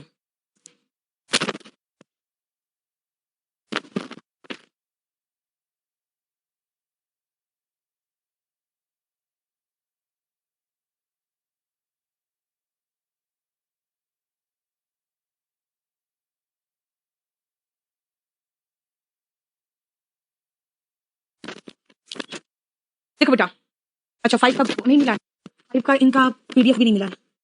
हाँ 5 वाले का अभी नीलेश अभी आया नहीं बेटा। चलो बेटा देखो ध्यान से, पैन इंडिया, पैन इंडिया अगर आपको परमिट मिल जाता है तो आप इंडिया में कहीं भी जा सकते हो। अपने ट्रक्स को लिखा रहता है ना पैन इंडिया परमिट, है ना, इसका मतलब है कि ऑल इंडिया परमिट की बात हो रही। ठीक है, अनुराधा में करवा दे रही, रुक जा बेटा। ऑल इंडिया परमिट की बात हो रही है। पैन का मतलब होता है ऑल। इकोनॉमिक्स कहते हैं नहीं मैम, पैन का मतलब तो होता है प्रेजेंस अक्रॉस नेशन, ऐसा कुछ नहीं बेटा। पैन रूट है ऑल, इसलिए पैन इंडिया मतलब ऑल इंडिया हो गया। पैन क्रोमैटिक, पैन मतलब ऑल होता है, क्रोमा मतलब कलर होता है। तो जब आपकी आंखें सारे कलर्स देख सकती है, पैन क्रोमैटिक आई से आपकी, जो कलर ब्लाइंड होते हैं वो डिफरेंस नहीं कर पाते 2 कलर के बीच में, प्राइमरी कलर्स के बीच में। और कुत्ते तो सिर्फ ब्लैक एंड व्हाइट देख सकते हैं। तो हम लोग अगर कोई बीमारी नहीं है हमें कलर ब्लाइंडनेस वगैरह का, तो हम पैन क्रोमैटिक है, मतलब हमारी eyes sensitive to all colours है। ठीक है, पैंडिमोनियम, डेमन का मतलब होता है राक्षस। अब सोच के चलो, जब पहले के जमाने में राक्षस आते थे अचानक, तो सब इधर उधर अफरा तफरी मच जाती थी, सब लोग इधर उधर भागने लगते थे। मतलब ऐसा महसूस होता था कि सब तरफ से राक्षस हमला कर रहे हैं, पूरा केओस एंड कंफ्यूजन मचा हुआ है। इसीलिए पैंडेमोनियम का मतलब है शोर शराबा, जब एकदम कोई डिसऑर्डर फैला हुआ है चारों तरफ। A state of great noise and confusion, जिसका सिनोनिम है केओस, बेडलाम, मेहम और अप्रोर। केओस क्या है? केओस, बेडलाम, मेहम और अप्रोर, शोर शराबा। नेक्स्ट सुनो, पेनिशिया, पैन और एकॉस। एकॉस का मतलब होता है बेटा दवा, लेकिन इसको अब उससे याद करने की जरूरत नहीं है, ऐसे याद रखो। पेनिशिया का मतलब होता है रामवान, सभी बीमारियों की दवा, है ना। जैसे कहते हैं एक्सरसाइज करो, वो तो पेनिशिया है ना। आप एकदम खाली वाटर पियो, वो तो पेनिशिया है। मतलब क्या है? रामवान है, सभी बीमारियों की दवा है। पैंथिज्म, पैन मतलब और, यो मतलब भगवान। पैंथिज्म का मतलब होता है ऐसे बिलीफ कि भाई सब भगवान है। मतलब हम किसी एक भगवान को नहीं मानते, हम लोग मानते हैं कि सब चीज में भगवान है। अगर पत्थर पर भी पैर रखते हैं तो कहते हैं नहीं, इसको आप प्रणाम करो, है ना, कागज को तो प्रणाम करो। मतलब क्या है इसका मतलब? हम मान के चलते हैं कि हर जीवित चीज में, निर्जीव चीज में, सब चीज में भगवान है। वो लोग पैंथीस्ट कहलाते हैं। तो पैंथिज्म हुआ the belief that God exists in all natural things. देखो, ठीक है।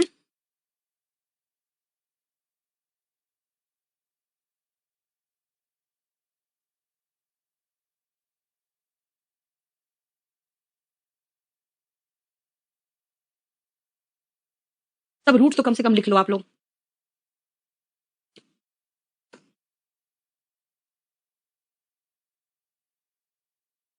अनुराधा यही पीडीएफ दे दूंगी आपको। सूरज, सूरज, चलो।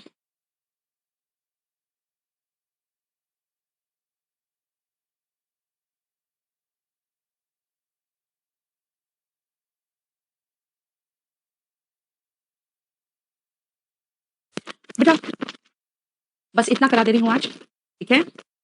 What is majesty? मेजेस्टी बेटा हो जाता है राजा, ठीक है? देखो, पैंथियन बेटा, थियो मतलब गॉड होता है।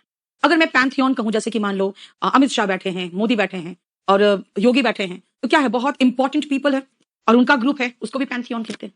क्योंकि पैंथियन का मतलब ख्याति प्राप्त लोगों का समूह तो होता है, लेकिन पैंथियन का मतलब जिन देवताओं की जो पूजा होती है ना, उनके ग्रुप को भी हम पैंथियन कहते हैं, है ना। किसी एक देश में जितनी देवताओं की पूजा की जाती है, उन पूरे के समूह को पैंथियन कहते हैं। इंडिया में तो खैर इतना ज्यादा हम लोग हिंदू धर्म के भगवान हैं, लेकिन कुछ कंट्रीज में कुछ दो चार भगवान होते हैं, तो इसलिए उनके मंदिर को भी पैंथियन कह दिया जाता है। पैंटिसोक्रेसी, हम मानते हैं कि सब लोग बराबर है, इसलिए कोई भी राजा बन सकता है, जो भी अच्छा काम करेगा वो राजा बन सकता है। इसका मतलब है कि वो वहां पर राज कर सकता है। तो पैंटिसोक्रेसी का मतलब होता है कि a form of government by all as all are equal in social position and responsibility. कोई भी या सबके द्वारा राजा, सबके द्वारा राज किया जा सकता है। पैंडेमिक, अभी जैसे कोविड है, पैंडेमिक, वो किसी भी लोग को, कहीं के भी लोग को, किसी भी देश के लोग को, कहीं का भी व्यक्ति हो, किसी भी देश का, हर किसी को वो इन्फ्लुएंस कर सकता है। इसलिए पैंडेमिक जो होते हैं वो सर्वव्यापी बीमारी होते हैं। देखो, disease that spreads over the whole country. Pan मतलब ऑल, डेमो मतलब लोग, है ना। अच्छी इतना जल्दी जल्दी कहां से करूं बेटा मैं? हम्म बेटा मेजेस्टी का मतलब राजा होता है। अब वो कहीं भी लगा लो आप। हाँ मनीष, यही यही वाला मैं लोड कराऊंगी बेटा, ठीक है। चलो इतना ही रहने दो, क्योंकि मैं बहुत ज्यादा कराने की पोजीशन में हूं नहीं। हर क्लास के बीच में मुझे पौना घंटा आज ब्रेक लेना पड़ेगा, नहीं तो मेरा गला काम करना बंद कर दे, ठीक है। तो आज इतना ही रहने दो, मैं ज्यादा नहीं करूंगी आज, ठीक है।